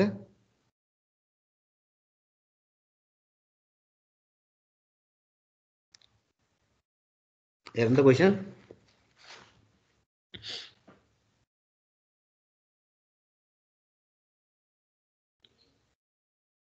$1,60,000 बाट कति घटाउनु पर्यो? 24,000 घटाउनु पर्यो एज एक्सपेन्सेसको रूपमा। त्यो घटाउँदाखेरि कति आउँछ? ए तल गरेको छ हेर्नु त। 1,36,000 भयो। अब रिटर्न अर्निङमा त्यो भयो है। अनि यति भइसके पछाडि मात्रै हामीले के गर्न पाउँछौँ भने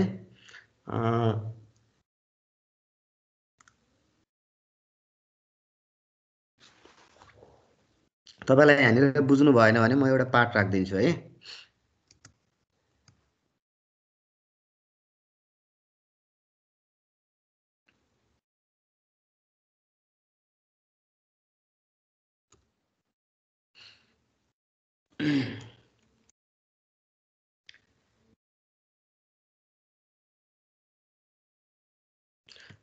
Net proceed is used to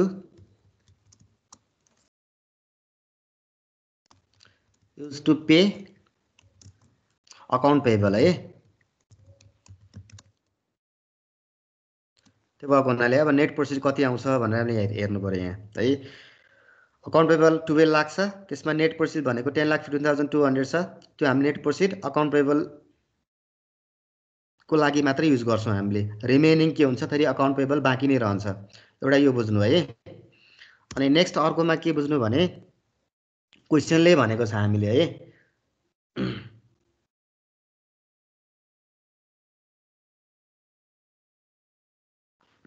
तपाईको एकचोटी अझ माथि जानु त। इन्ट्रेस्ट कति भनेको छ हाम्रो? 64,800 भनेको छ। अब इन्ट्रेस्ट उसले भने अनुसार फेरि क्वेशन हेर्नु त। Interest is not recognised as expenses until the end of 90 days भन्यो। भनेपछि इन्ट्रेस्टलाई हामीले चाहिँ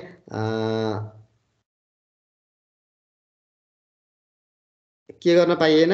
एक्सपेन्सेस रूपमा युज गर्न पाइएन। अनि त्यो भन्दा माथि interest and commissions are paid in advance भन्यो। भनेपछि इन्ट्रेस्टलाई हामीले चाहिँ एडभान्समा पे गरे पनि एज अ एक्सपेन्सेस मान्न पाइएन, बट हामीले कमिसनलाई मान्न पाइयो।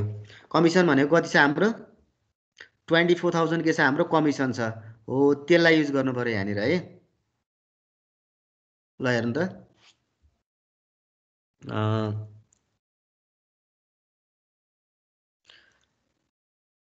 रिटेन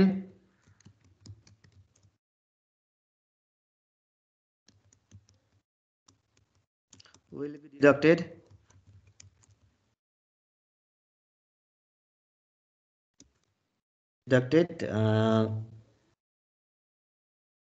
will be deducted भन्दा नि डिक्रिज घट्यो है त्यहाँनिर।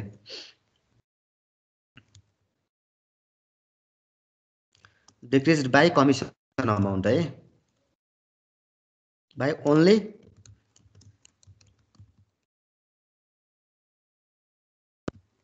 अमाउन्ट ल यो आइसके पछाडि रिटर्न अर्निङ कति भयो 1,60,000 बाट 24,000 घटाइसके पछाडि रुपैयाँ 1,36,000 भयो। अब तपाईले यो बुझ्नु भएको छ भने म ब्यालेन्स सिटमा हामी एकैचोटी ब्यालेन्स सिटमा जाउँ। अब ब्यालेन्स सिटमा जाउँ।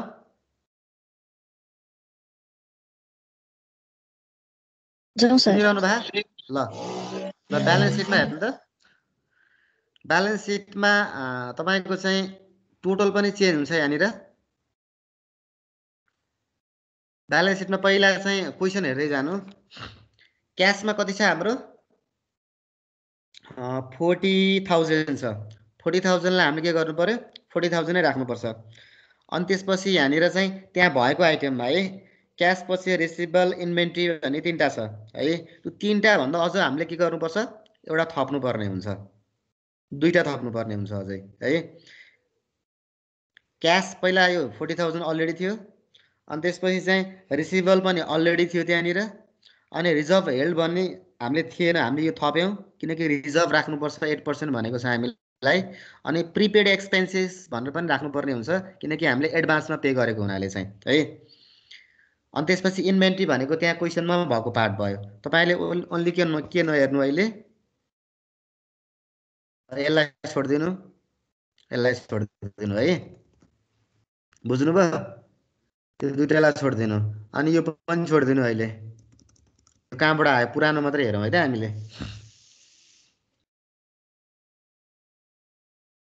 ल यो बुक क्वेसनमा भएको ब्यालेन्स सिट भयो कि भएन? अब यसमा चाहिँ क्वेसनले भनेअनुसार चाहिँ रिसिभेबल भनेको कति छ हाम्रो त्यहाँ पनि केही पनि छैन। अब रिजर्भ हेल्ड भनेको चाहिँ यो भन्दा माथि हामीले क्वेसनमा निकालेका छौँ। हेर्नु त कति छ रिजर्भ भनेको 12 लाखको 8%। 12 लाखको 8% कति छ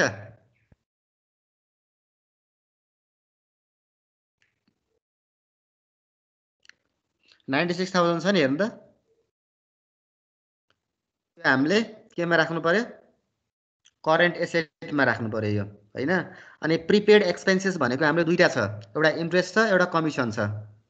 बुझ्नुभयो? अनि क्वेसनमा क्लियरली के भनेको छ भने interest is not recognised as a expenses भनेको छ। इन्ट्रेस्टलाई यसमा रिकग्नाइज नगरेको हुनाले रिटेन अर्निङबाट हामीले घटाउन मिल्दैन, ओन्ली कमिसनबाट मात्रै घटाउँछौँ। त्यो भएको हुनाले इन्ट्रेस्टलाई हामीले के गरेर यहाँनिर अब एज अ प्रिपेड एक्सपेन्सेसको रूपमा यहाँनिर। बुझ्नुभयो? अब प्रिपेड एक्सपेन्सेस भनेको चाहिँ इन्ट्रेस्ट भयो। इन्ट्रेस्ट कति छ हेर्नु त कति निकालेको थियो अघि माथि 64,800 भनेर इन्ट्रेस्ट निकालेको थियो हामीले। अब यो सबै जोड्नुहोस् टोटल करेन्ट लायबिलिटिज भयो। अनि फिक्स एसेट कति छ 8 लाख छ। अनि टोटल गर्दा कति भयो त हाम्रो 18,800,000 आउँछ। यो ब्यालेन्सलाई हेरेर हामीले अब लायबिलिटिज एन्ड इक्विटी साइडको ब्यालेन्सलाई पनि हामीले मिलाउनु पर्यो है। सबै क्वेसनले भनेको छ अकाउन्टको पार्टलाई जोडेको हुनाले यो एसेट्सको साइडमा भयो। अनि अकाउन्ट पेबलमा चाहिँ अब हामीले 12 लाख चाहिँ मा चाहिँ नेट प्रोसिड कति पाएको थियो हामीले 10,15,200 त्यो हामीले पे गर्छौँ। पे गरेर अब कति बाँकी रह्यो त यहाँनिर 1,84,000 के भएको छ बाँकी छ हाम्रो 84,000 कति 800 पनि बाँकी छ। अनि नोट्स पेबलमा केही चेन्जेस आउँदैन 8 लाख छ। एक्रोसमा पनि 80,000 छ, चेन्ज आएन। टोटल करेन्ट लायबिलिटिज कति भयो 10,64,800 भयो।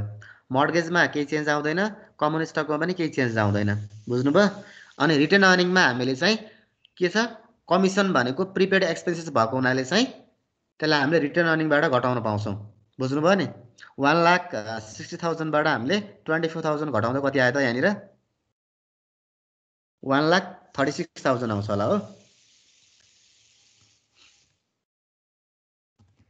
36,000।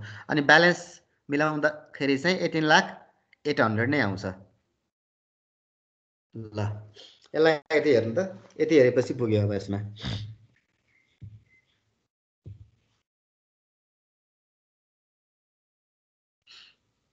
ल यसपछि मलाई केही भयो भने भन्नु त, अनि हामी नेक्स्टमा जाउँ बीमा।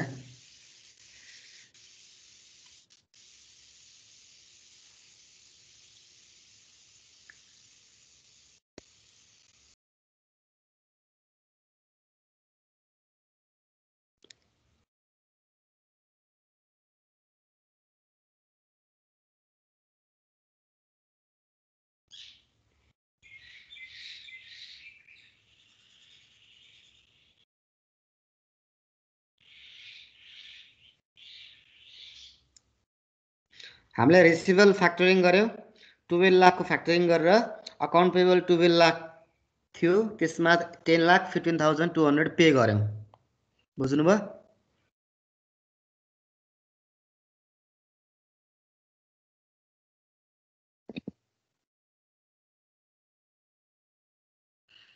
पहिला रिसिभेबल कति छ हेर्नु त पुरानो ब्यालेन्स सिटमा 12 लाख छ कि छैन त्यो 12 लाख हामीले रिसिभेबललाई फ्याक्टरिङ गरेपछि यहाँ जेरो भएको मैले ड्यास राखेको छु हेर्नु त त्यहाँनिर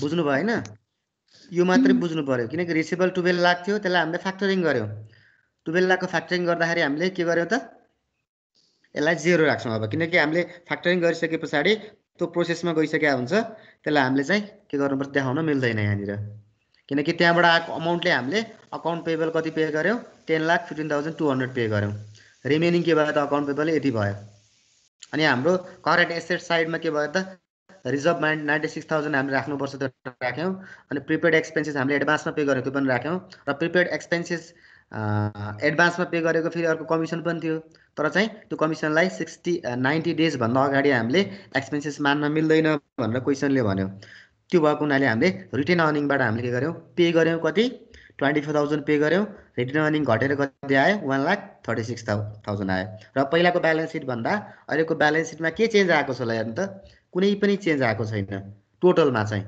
आएको छ ओन्ली हामीले रिसिभेबललाई हामीले केमा कन्भर्ट गर्यौं त पेएबलमा चाहिँ के गर्यौं त कन्भर्ट गर्यौं बुझिन्छ यति ल यो बुझ्नु भयो भने अब बी मा जाऊ हजुर अब बी मा हेर्नु त के भनेको छ बी मा सर गरिहालौं अनि जाऊ ल अर्को च्याप्टरमा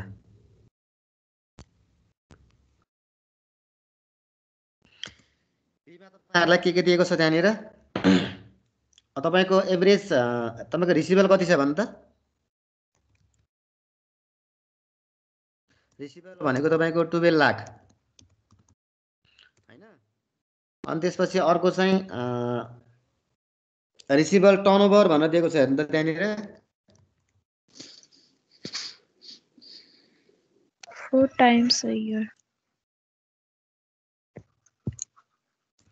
4 टाइम्स भनेर दिएको छ अर्को पनि दिएको छ त्यहाँ हेर्नु त कमिसन पेड पनि भनेको छ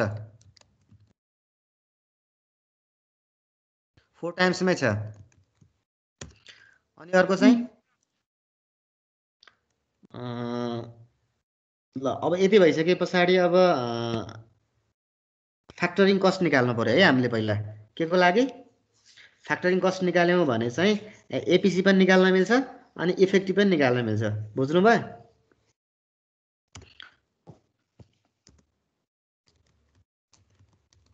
क्याल्कुलेसन अफ टोटल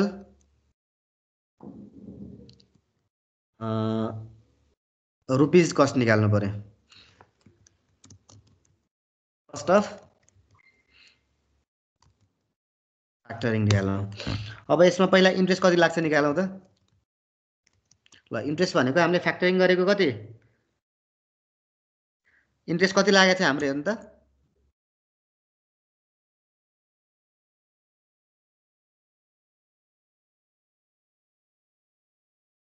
इन्ट्रेस्ट कति लागेको थियो अघि 64,800 64,800 कति टाइम्स पे गर्छौं हामीले 4 times 4 टाइम्स पे गर्छौं हैन किनकि 4 टाइम्स भनेको हुनाले हामीले चाहिँ फेरि एनुअली चाहिँ गर्दाखेरि के फरक पर्छ भन्नु होला त्यो चाहिँ होइन 4 टाइम्स पे गर्ने भएको हुनाले 4 टाइम्स राखौं है त कस्ट कति 64,000 कति हो 800 मल्टिप्लाई बाइ 4 गर्नुस् कति आउँछ क्याल्कुलेसन गर्नु त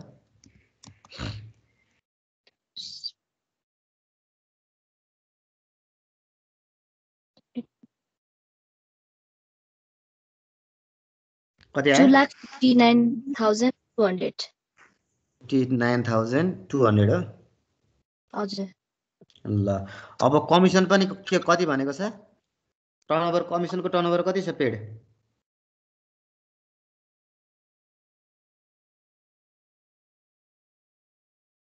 कमिसन पनि 4 टाइम्स नै भनेको छ हेर्नु त कमिसन 24,000 पे गर्छ हैन हामीले 4 टाइम्स नै भनेको छ हामीलाई ल 4 टाइम्स गर्दा कति आउँछ त्यो पनि क्याल्कुलेसन गर्नु 6,000 कति 96,000 96,000 ल टोटल गर्नु त अब टोटल रुपीज कस्ट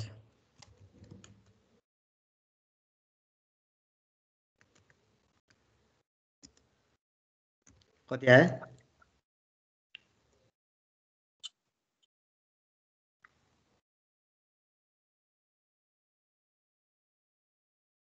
$3,55,200 3,55,200 ल अब बल्ल हामीले एपीसी निकालौं अब एपीसी निकाल्न मिल्छ नि एपीसी एपीसी भनेको त थाहा छ हजुर एपीसी भनेको टोटल कस्ट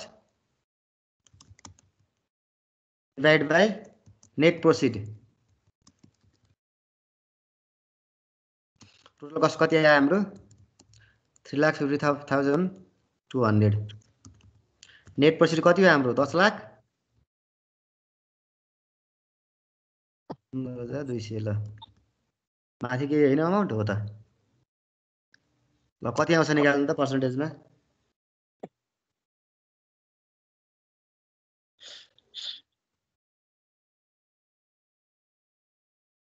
35% 35% आयो अब हामीले के निकाल्नु पर्यो इफेक्टिभ इन्ट्रेस्ट रेट पनि निकाल्नु पर्यो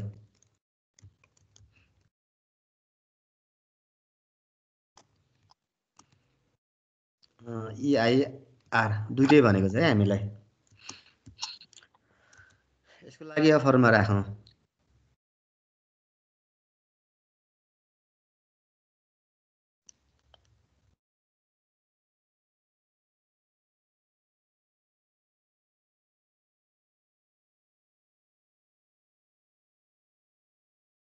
ल इफेक्टिभ रेटको फर्मुला तपाईलाई थाहा छ हैन अब फर्मुला हामी डाइरेक्ट राख्न मिल्छ यहाँनिर ल 1 प्लस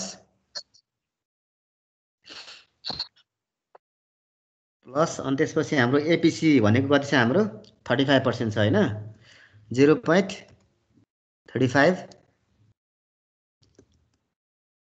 डिवाइड बाइ m गर्नुपर्छ नि m भनेको क्वार्टर छ हाम्रो त्यहाँनिर त्यो गर्दाखेरि फेरि राख्नु पर्यो यहाँनिर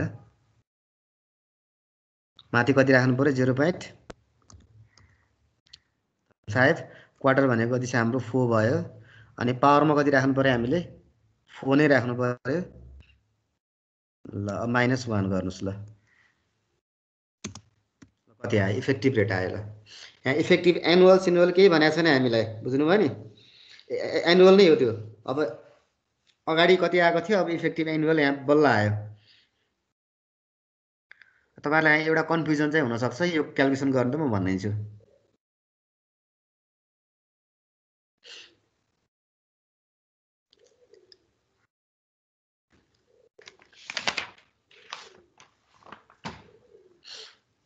कति पर्सेन्ट आयो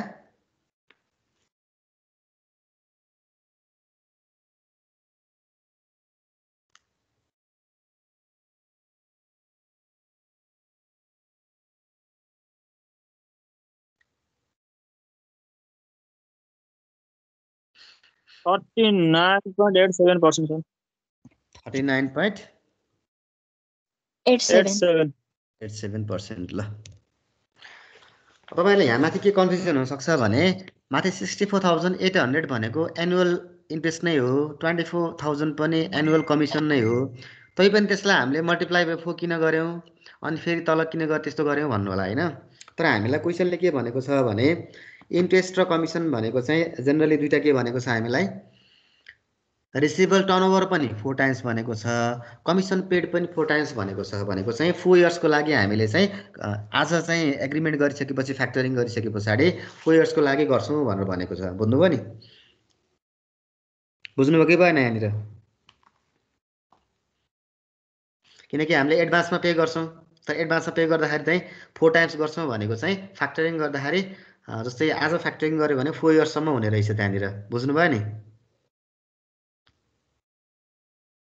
त्यो हिसाबले चाहिँ अब हामीले के निकाल्नु पर्यो इन्ट्रेस्ट कस्ट भनेको 64,800 बनेको एनुअली छ त्यसलाई अब मल्टिप्लाई गर्छौँ हामीले हैन अनि त्यसपछि कमिसन पेड पनि के गर्छौँ हामीले चाहिँ 4 टाइम्स नै गर्यौँ मल्टिप्लाई गर्यौँ अनि फाइनली हामीले इफेक्टिभ निकाल्ने बेलामा माथिले चाहिँ 4 टाइम्सले भएको हुनाले क्वार्टरली जस्तो भएको हुनाले डिभाइड बाइ 4 नै भयो किन क्वार्टरली हैन त्यो 4 टाइम्स मात्रै हो अनि तल m को ठाउँमा हामीले कति राख्यौँ 4 नै राख्यौँ त्यो राखिसकेपछि के भयो त इफेक्टिभ रेट आयो त्यहाँनिर बुझ्नुभयो टोटल कस्ट कति लाग्यो हामीलाई यति लाग्ने भयो तर अब यहाँनिर चाहिँ के हेर्नु पर्यो तपाईहरुलाई भने क्वेशनमा अझै भनेको छ तपाईहरुलाई है The factoring company charge flat commission of 2% of invoice price plus 6% per year interest on outstanding balance भनेको छ. It deduct a reserve of 8% of return and damage material. Interest and commission are paid in advance पनि भनेको छ. However, that interest is not recognized as expenses यो माथि नै भइहाल्यो. No interest is charged on the reserve fund or commission यो पनि भयो. अनि B मा if the 1.2 million that is 12 lakh is the average level of outstanding receivable and if they turn over 4 times a year भनेको yearly के हुन्छ 4 times भनेको छ hence the commission is paid 4 times a year भन्यो commission के गर्नुपर्छ माथि 90 days को लागि भनेको छ तर तपाईले कतिको लागि पे गर्नुपर्छ 4 टाइम्स पे गर्नुपर्छ भनेको छ है अनि what are the total rupees cost of receivable financing factoring and the effective annual interest rate भन्यो बुझ्नुभयो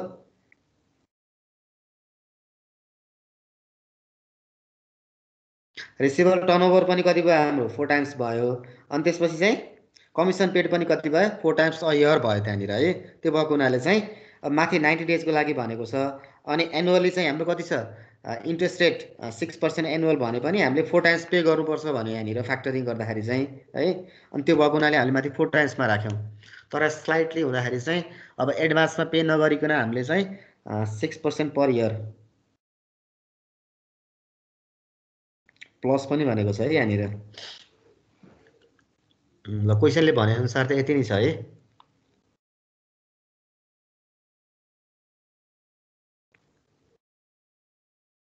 ल ल 60,000 90,000 क्वेशन चाहिँ स्लाइटली मिस्टेक जस्तो पनि लाग्छ मलाई ल अब क्वेशनको चाहिँ उ अनुसार चाहिँ यति नै हो है यसमा अनि हामीले एपीसी पनि निकाल्दियौ अनि इफेक्टिभ इन्ट्रेस्ट रेट पनि निकाल्दियौ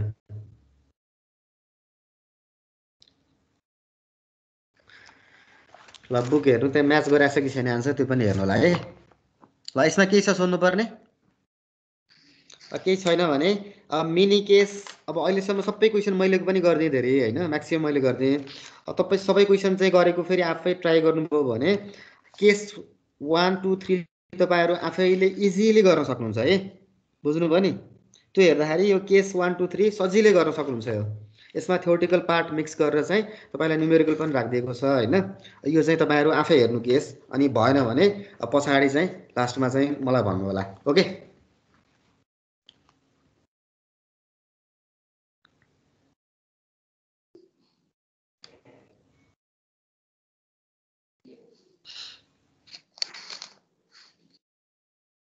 ल सर यसको आन्सर मिल्दैन रहेछ नि त हैन सर कति आयो आन्सर हेर्नु त यो आन्सरमा त ब्यालेन्स 15% छ कति एपीसी 15% छ एपीसी 15% छ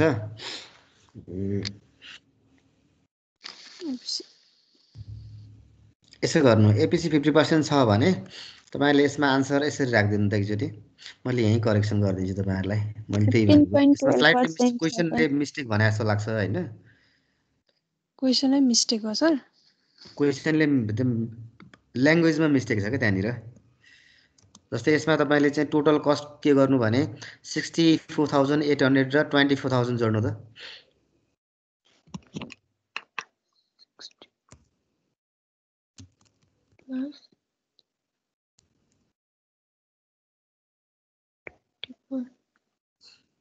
कति आउँछ त्यो 88,800 88,800 आउँछ हैन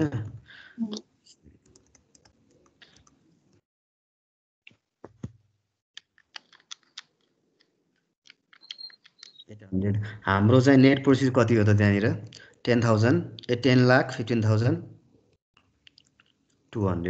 यो 200 क्याल्कुलेसन गर्न कति आउँछ lakh 8.4% आउँदो रहेछ 0.087 8.74% 75 भनौँ न 8.75 8.75% आयो हजुर 5% आयो इफेक्टिभ यो भन्दा स्लाइटली बढी आउँछ तपाईको नयाँ बुक हो कि पुरानो बुक हो भन्नु त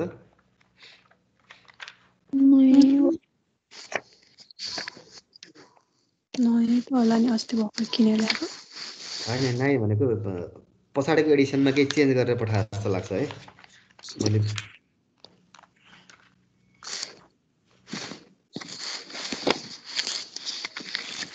First edition हो सर तिमीले यो टर्नओभर 4 टाइम्स अ इयर भनेको छ सर त्यही त त्यही हाम्रो बुकमा अलिकति मिस्टेक गरेको छ कि 4 वर्षको लागि हो र 4 वर्ष 4 वर्ष इयर भनेको तपाईकोमा 4 आन्सर times कति दिएको छ भन्नु त तपाईको बुकमा आन्सर कति दिएको छ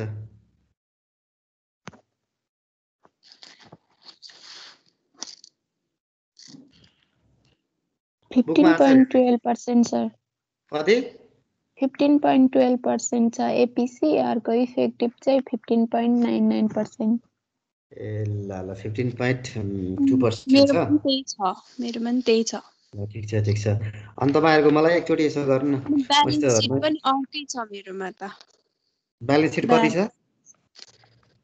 175 to 200 ए त मैले क्वेशन पढ्दाखेरि तपाईको बुकमा क्वेशन सेम थियो कि फरक थियो भन्नु त सेम थियो सर हो र के चेन्ज गरेछन् त यिनीहरुले मलाई एकचोटी यसो गर्न कसैले त्यो मलाई 23 मात्रै स्क्रिनशट गरेर चाहिँ मलाई यहाँ पठाइदिनु त नभए ललितले पठाउँदा नि हुन्छ है मलाई उसमा त्यो पुरानो बुक र यो बुकमा अलिकति के चेन्ज गरेछ कि हेर्दिन्छु म क्वेशन सर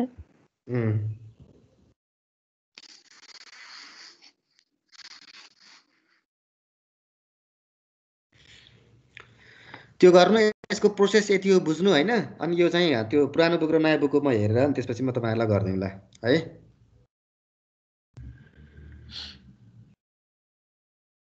हुन्छ सर ल यो पुरानो बुकमा आन्सर यति राखिदिएको रहेछ ल पुरानो बुकको यो अनुसार चाहिँ मिल्यो फेरि बुझ्नुभयो पुरानो बुकमा आन्सर यति 35 र 39% राखिदिएको छ तर यहाँ चाहिँ मलाई मिस्टेक जस्तो लागिसकेको थियो अघि नै भनेको थिएँ तपाईहरुले मैले है अहिले नयाँ बुक चाहिँ मैले त्यो खासै चेन्ज चाहिँ गरेको छैन त्यसमा चेन्ज गरेको छ भने हेरौँ मलाई स्क्रिनशट गरेर पठाइदिनु है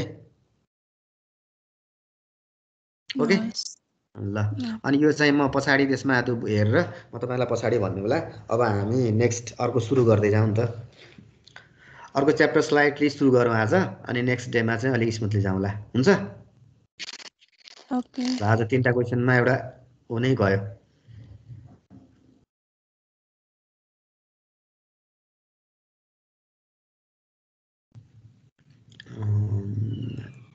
अब हाम्रो लिज फाइनान्सिङ भन्ने छ हैन सर हजुर यो भन्दा अगाडिको एकचोटी देखाइदिनु न म स्क्रिनशट लिन्छु ए ल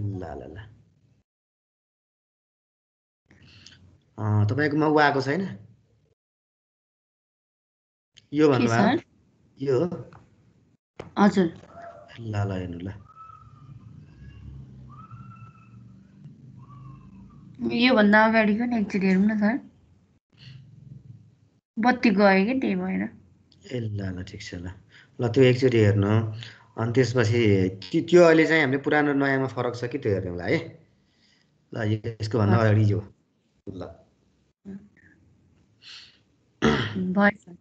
ल भयो ल अब हामी अहिलेसम्मको च्याप्टरमा चाहिँ भन्दा नि अब तपाईहरुले पढ्ने अब सबै च्याप्टर हामीसँग 4 च्याप्टर छ 5 च्याप्टर छ हैन यसमा सबभन्दा लेन्दी च्याप्टर तपाईलाई एक्जाममा केस स्टडी आउने लङ क्वेसन आउने च्याप्टर भनेको लिज फाइनान्सिङ हो है। लिज फाइनान्सिङमा तपाईले अब के गर्नु पर्यो भने अलिकति लेन्दी छ, तपाईले पनि कोअपरेट गर्नुपर्छ यहाँनिर है। किनकि सबै हामीले चाहिँ कलेज क्लासमा गर्दाखेरि पनि गाह्रो हुन्थ्यो हैन, अलिकति टाइम लाग्छ यसलाई। यो सकिए पछाडि लगभग हाम्रो पछाडिको च्याप्टरहरू केही पनि छैन, सकिहाल्छ। लिजमा अलिक कन्सेप्ट वाइज सँगसँगै हेर्छौँ हामी, अनि प्र्याक्टिस तपाईहरुले धेरै गर्नुपर्छ है यसमा अलि, किनकि क्लासमा मात्रै हामीले धेरै गरेर भ्याइदैन हैन। किनकि सजिलो चाहिँ एकदम सजिलो छ, बट तपाईहरुले एक्जाममा केस आउने एकदम म्याथमेटिकल भनेको क्याल्कुलेसन पार्ट बढी भएको हुनाले चाहिँ तपाईमा जति प्र्याक्टिस बढी भयो त्यति एक्जाममा मिल्छ। तर चाहिँ तपाईहरुले प्र्याक्टिस गर्नु भएन भने यो यसको प्रोसेस मेथड मात्रै जानेर पुग्दैन है। एक्जाममा टाइम कन्ज्युमिङ खालको पनि हुन्छ यसमा। लिज फाइनान्सिङमा सर्टेन थ्योरी भन्दा पनि बढी यसमा हामीले केलाई फोकस गर्छौं त प्र्याक्टिकललाई फोकस गर्छौं। हेर्दा सजिलो बट लेन्दी हुन्छ। ओके, ल स्लाइड देख्नु भएको छ? देखिरहेछौँ सर। ल ठिक छ, अब 15 मिनट जति स्लाइड हेरौँ अनि केही हेरौँ, अनि त्यसपछि नेक्स्ट क्लासमा यो अरु गरौँला है त।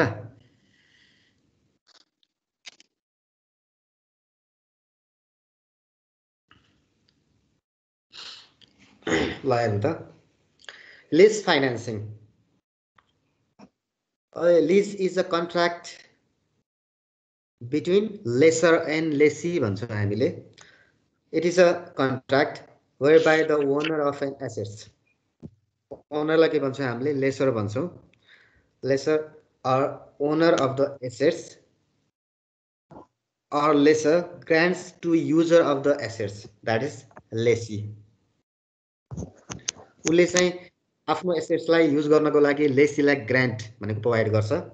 त्यो ग्रान्टमा सँगसँगै के हुन्छ? The right to use the assets for an agreed lease period भनेको चाहिँ त्यो एसेट्सको टर्म्स एन्ड कन्डिसन्स अनुसार अग्रिड लिज टर्म अर पिरियडसम्म चाहिँ युज गर्नको लागि लेसरले लेसीलाई के गर्छ? प्रोभाइड गर्छ हो। यो टर्मको चाहिँ financial calculation, condition, system, process, मेथडलाई हामीले लिज फाइनान्सिङको अन्डरमा हामीले स्टडी गर्छौँ है।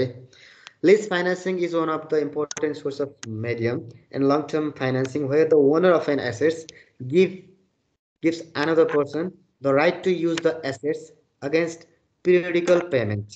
That is, lease payment can be paid in different periodical payment भनेको चाहिँ लिज पेमेन्ट भनेको एनुअली पनि हुन सक्छ, मन्थली पनि हुन सक्छ, क्वार्टरली पनि हुन सक्छ, अर सेमिनियरली पनि हुन सक्छ, or whole long periodical payment पनि हुन सक्छ। द्याट इज 5 इयरको लागि छ भने 5 इयरको एडभान्समा पे गर्ने पनि हुन सक्छ भनेको terms and condition between the lessor and लेसीको चाहिँ अग्रिमेन्टमा डिपेन्ड हुन्छ यो।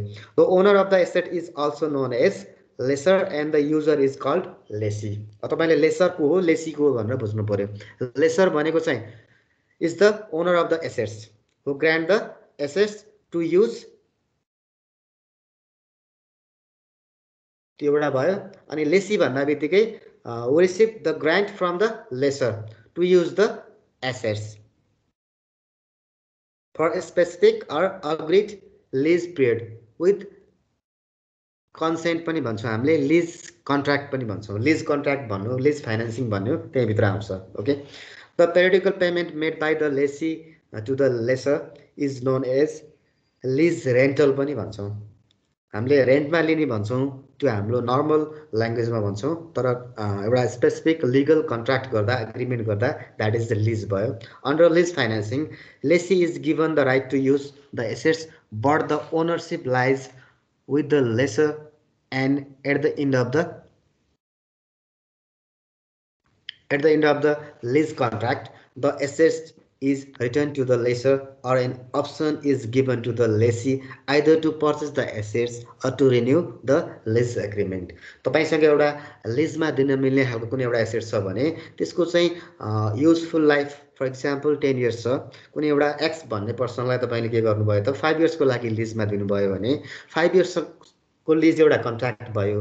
आफ्टर 5 इयर्स तपाईसँग भनेको तपाईँ के हुनुभयो त तपाईसँग त्यो एसेट छ भने लेसर हुनुभयो है एक्स भन्ने पर्सन के भयो त लेसी भयो लेसीलाई 5 इयर्सको लागि दिनुभयो आफ्टर 5 इयर्स तपाईको टर्म्स एन्ड कन्डिसन्स अनुसार उनले लेसीले चाहिँ रिन्यू पनि गर्न पाउँछ अर आफ्टर 5 इयर्स तपाईले चाहिँ त्यो प्रोभिजन विदिन द लिज कन्ट्र्याक्टमा चाहिँ मेन्सन गर्नु भएको छ भने एट दैट टाइम लेसीले के पनि गर्न पाउँछ त्यो आफ्टर 5 इयर्स पछाडिको चाहिँ त्यो एसेट्सको भ्यालुलाई चाहिँ त्यो रियलाइज्ड भ्यालु पे गरेर दैट इज त्यो एसेट्सलाई पर्चेज गर्न पनि पाउँछ भनेको चाहिँ त्यो पर्चेज गर्न पाउनको लागि चाहिँ त्यो प्रोभिजन के हुनु पर्यो लिज कन्ट्र्याक्टमा चाहिँ मेन्सन भए हुनु पर्यो है त्यो अप्सन पनि हुन सक्छ फेरि हुनै पर्छ भन्ने चाहिँ होइन किनकि 5 इयर्स तपाईलाई मैले दिएँ अब युजफुल लाइफ अझै रिमेनिङ युजफुल लाइफ 5 इयर्स छ भने त्यो भन्दा पछाडिको लागि मैले नेक्स्ट अदर लेसीलाई मैले दिन पनि सक्छु त्यो भनेको राइट के हुन्छ ममा नै हुन्छ तर यदि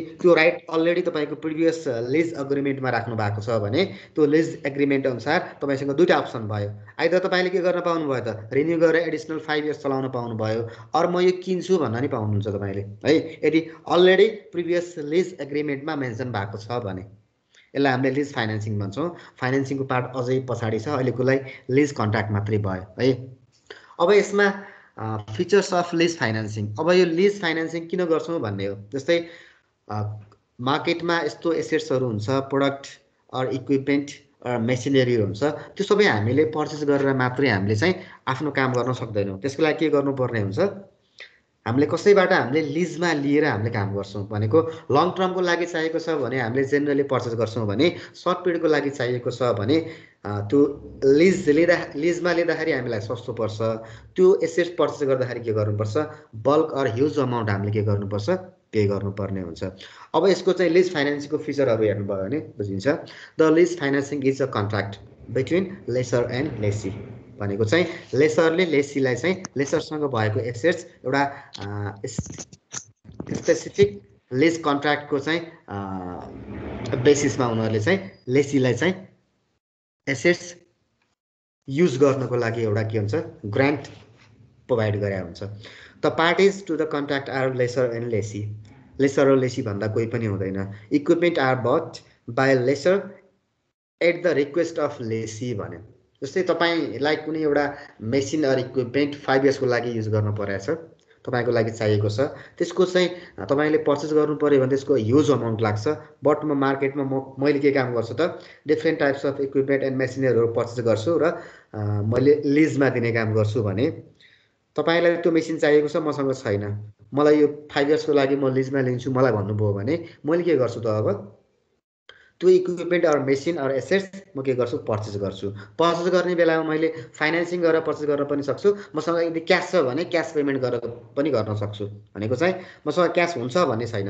हो छैन भने मैले के गर्छु त बैंक फाइनान्सिङ गरेर के गर्छु त म लिज फाइनान्सिङ गरेर चाहिँ पर्चेस गर्छु त्यो पर्चेस गरेको एसेट तपाईलाई म लिजमा दिन्छु भनेको तपाईको रिक्वेस्टमा किनकि तपाईले रिक्वेस्ट गर्दाखेरि यदि यो इक्विपमेन्ट तपाईले पर्चेस गरेर मलाई लिजमा दिनुभयो भने म तपाईलाई एनुअल्ली अर मन्थली म यति लिज रेन्ट प्रोभाइड गर्छु भनिसके पछाडि त्यो लिज रेन्टलाई क्याल्कुलेसन गरेर मैले के गर्छु त मलाई यति बेनिफिसियल छ भने मैले बैंक फाइनान्सिङ गरेर पनि त्यो एसेट्स पर्चेस गर्छु र तपाईलाई लिजमा दिन्छु यसले त्यो भनेको है the lease contract specifies the period of contract यसमा भनेको चाहिँ टर्म्स एन्ड कन्डिसन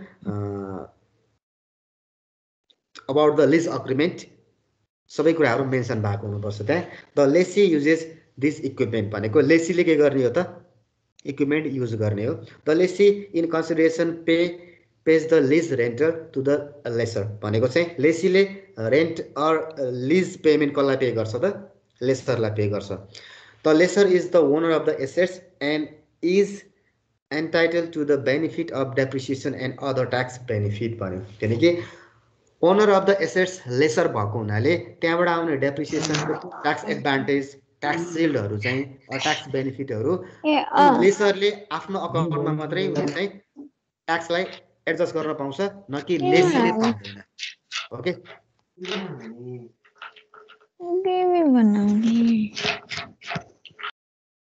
ल अनि त्यसपछि ल अब अर्को नेक्स्टमा जाउँ यो फिचर्सहरू भयो तपाईले यो पनि याद गर्नुपर्ने हुन्छ अब टाइप्स अफ लिज भन्ने हुन्छ है टाइप्स अफ लिज हेर्छौँ हामीले जस्ट 5 मिनट जति हेरौँ अनि त्यसपछि छोड्दिउँला है फर्स्टमा अपरेटिङ लिज भन्ने छ एकचोटि हेर्नु त this is also known as service lease in this types of lease the risk and reward incidental to the ownership of assets are not transferred by the lessor or the lessee. यहाँनिर हेर्नु operating लिजलाई के पनि भन्छौँ हामीले service lease पनि भन्छौँ यसमा risk and reward incidental to the ownership of the assets are not transferred by the lessor or the lessee.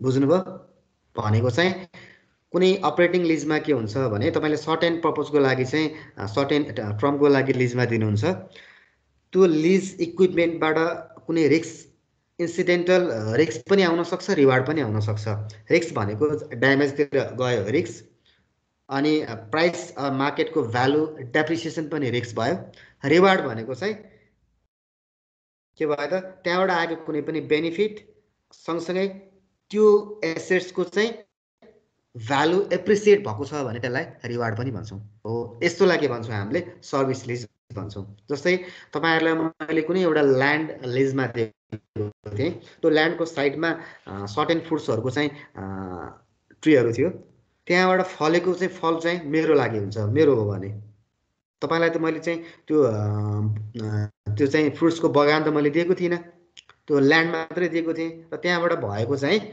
जति चाहिँ फलफुलहरुको त्यसको चाहिँ बेनिफिट छ त्यो मेरो लागि हुन्छ तपाईको लागि हुँदैन भनेको ट्रान्सफर हुँदैन भनेको अनि यदि त्यहाँ चाहिँ कुनै हामीले उत्खनन गरेर चाहिँ केही कुराहरु त्यहाँ भेट्यौं भने त्यो मेरो हुन्छ तपाईको हुँदैन भनेको एउटा जेनरल सर्भिस लिज मात्रै भन्छ यसलाई त्यहाँबाट भएको रिस्क र रिवार्ड बोथ के हुन्छ ट्रान्सफर हुँदैन भनेको यदि चाहिँ जुन ल्यान्ड मैले दिएको थिएँ त्यो ल्यान्ड चाहिँ के भयो त ल्यान्डस्लाइड भएर गयो भने तपाईलाई लिजमा दिएको थिएँ मैले लिजमा दिइसके पछाडी ल्यान्डस्लाइड भइसके पछाडी तपाईले पे गर्नुपर्छ भन्ने होइन किनकि मेरो त्यो आफ्नो ल्यान्ड भएको हुनाले त्यो रिस्क के हुन्छ तपाईमा ट्रान्सफर हुँदैन भनेको है the term of such lease is much less than economic life of the assets and thus the total investment of the lessor is not recovered through lease rental during the period of lease भनेको चाहिँ जस्तै ल्यान्डमा मैले जति invest गरेको छु त्यो ल्यान्डमा invest गरेको चाहिँ त्यो इन्भेस्टमेन्ट अमाउन्ट चाहिँ भनेको चाहिँ तपाईको लिज रेन्टबाट कहिले पनि कभर हुँदैन यो भनेको सर्ट टर्म पर्पजको लागि हामीले लिज ल्यान्ड लिजमा दिन्छौं है अब यसको फिचर्सहरुमा चाहिँ the lessor provides the technical know how of the leased assets to the lessee and responsible to bear maintenance cost भनेको चाहिँ त्यो लिजिङ एसेट्सको बारेमा टेक्निकल कुनै कुराहरु छ भने त्यो सबै कुराहरु मैले भनिदिनु पर्छ तपाईहरुलाई हैन कसलाई लेसीलाई भनिदिनु पर्छ अनि म रेस्पोन्सिबल के हुन्छ त त्यसको मेन्टेनेन्स कस्ट रेस्पोन्सिबल म हुने कि तपाई हुने भन्ने कुराहरु त्यो टर्म अनुसार भर पर्छ फेरि त्यहाँनिर है जेनरली चाहिँ हाम्रो सर्ट टर्म लिज भएको हुनाले सर्ट टर्ममा चाहिँ त्यहाँ जति मेन्टेनेन्स कस्ट भनेको चाहिँ म आफैले चाहिँ के गर्नुपर्छ बियर गरिदिनु पर्ने हुन्छ बुझ्नुभयो अनि risk and reward incidental to the ownership of the assets are borne by the lessor भनेको चाहिँ जेनरली यो माथि नै हामीले भनिसक्यौं रिस्क र रिवार्ड भनेको जेनरली कसले बियर गर्नुपर्छ लेसरले गर्नुपर्छ operating lease contain a cancellation clause भनेको चाहिँ अपरेटिङ लिज भनेको अलिकति एउटा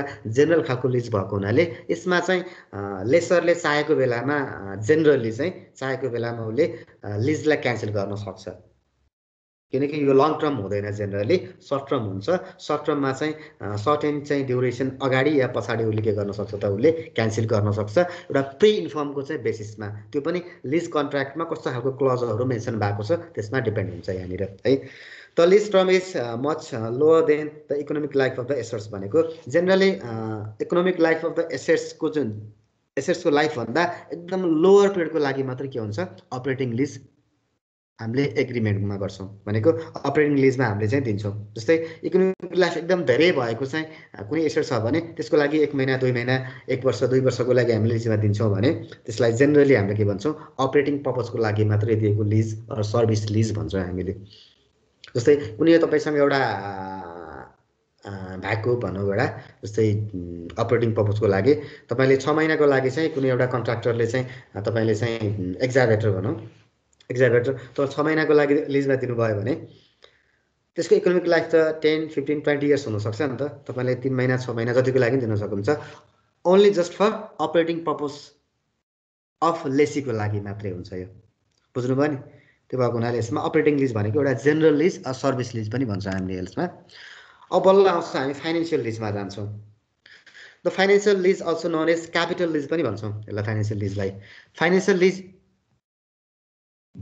यो फाइनेन्शियल लिज सकौँ अनि त्यसपछि अरू नेक्स्टमा गरौँला है त financial lease is the type of lease when the lessor transfer all the risk and reward associated with the assets to the lessee before the lease agreement expire भनेको चाहिँ lessor transfer all the risk and reward भनेको lessor भनेको जो owner of the एसेट्सले चाहिँ risk and reward associated with the assets भनेको एसेट्ससँग related risk and रिवार्डलाई के गर्छ ट्रान्सफर गर्छ कसलाई लेसीलाई गर्छ before the lease agreement expire भनेको लिज एग्रिमेन्ट एक्सपायर हुनुभन्दा अगाडि नै उसले के गर्छ त risk and reward related to the assets के गर्छ उसले ट्रान्सफर गर्छ यसलाई हामीले के भन्छौँ financial lease or capital lease पनि भन्छौँ अब financial lease is a long term non क्यान्सेलेबल lease यसलाई जेनरली चाहिँ त्यो लिज एग्रिमेन्टमा मेन्सन भएको केसमा बाहेक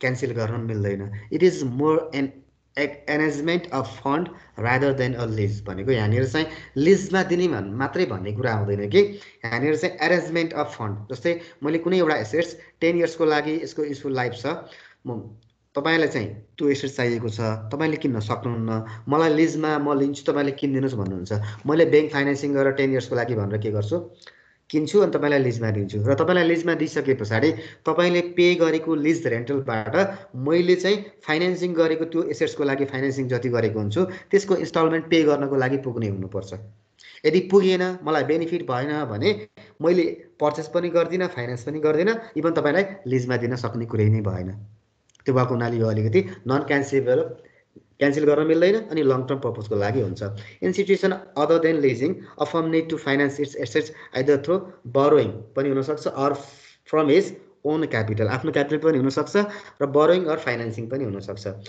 but if a business has limited capital not sufficient to buy an assets it will have to go either for borrowing or any other option like leasing generally बोरोइङमै जानुपर्ने हुनसक्छ अरू लिजिङको लागि जानुपर्ने पनि हुनसक्छ total payment over the lease period are sufficient to amortise the original cost of assets and provide a return to the lessor अघि मैले भनेको थिएँ मैले total schedule of amortise schedule मैले पेमेन्ट गर्न सक्नुपर्ने हुनसक्छ अनि मलाई सर्टेन लेभल अफ रिटर्न पनि के हुनुपर्छ आउनुपर्छ यदि आएन भने मैले किन्दा पनि किन्दिनँ मैले तपाईँलाई लिजमा पनि दिँदिनँ र लिज एग्रिमेन्ट पनि हुँदैन अब फाइनेन्सियल लिजको यो फिचर मात्रै हेर्नु अनि अरू पनि हेरौँला financial lease are fully amortized भनेको अमोर्टाइज लोन जस्तै हुन्छ यो कसको लागि लेसरको लागि financial lease extend over the economic life of an assets भनेको जेनरली यो एसेट्स मैले फाइनेन्सिङ गरेर पर्चेस गर्छु भने यसको इकोनोमिक लाइफसम्म मैले लिजमा दिइरहन पाउँछु भन्ने इन्टेन्सनबाट मात्रै मैले के गर्छु त त्योलाई पर्चेस गरेर हुन्छु त्यो भएको हुनाले इकोनोमिक लाइफसम्म मैले चाहिँ एक्सटेन्ड गर्न मैले पनि पाउँछु र लेसीले पनि पाउँछ त Lesi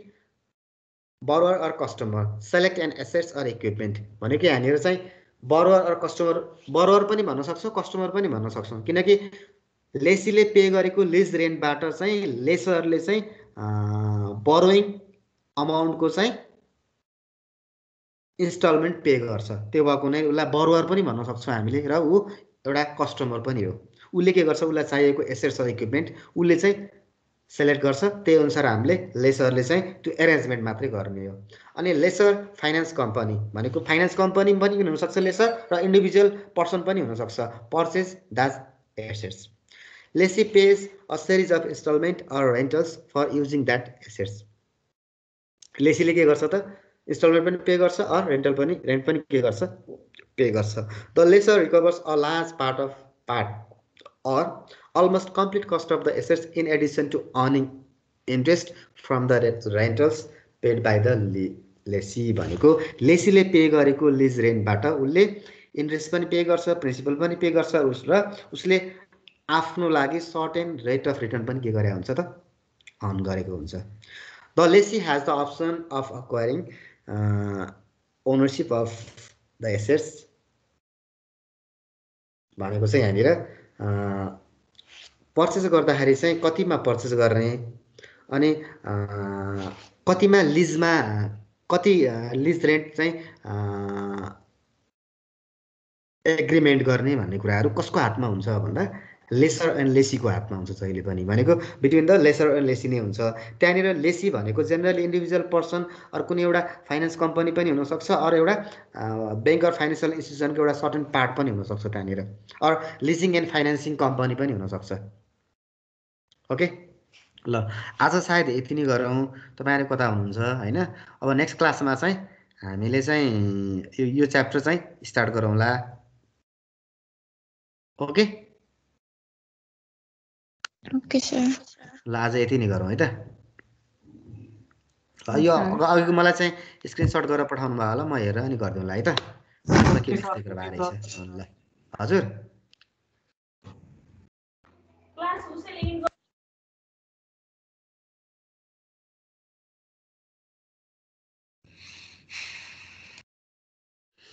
Okay, thank you. Take care. And again, Happy New Year 2021. Thank you, sir. Thank you, sir.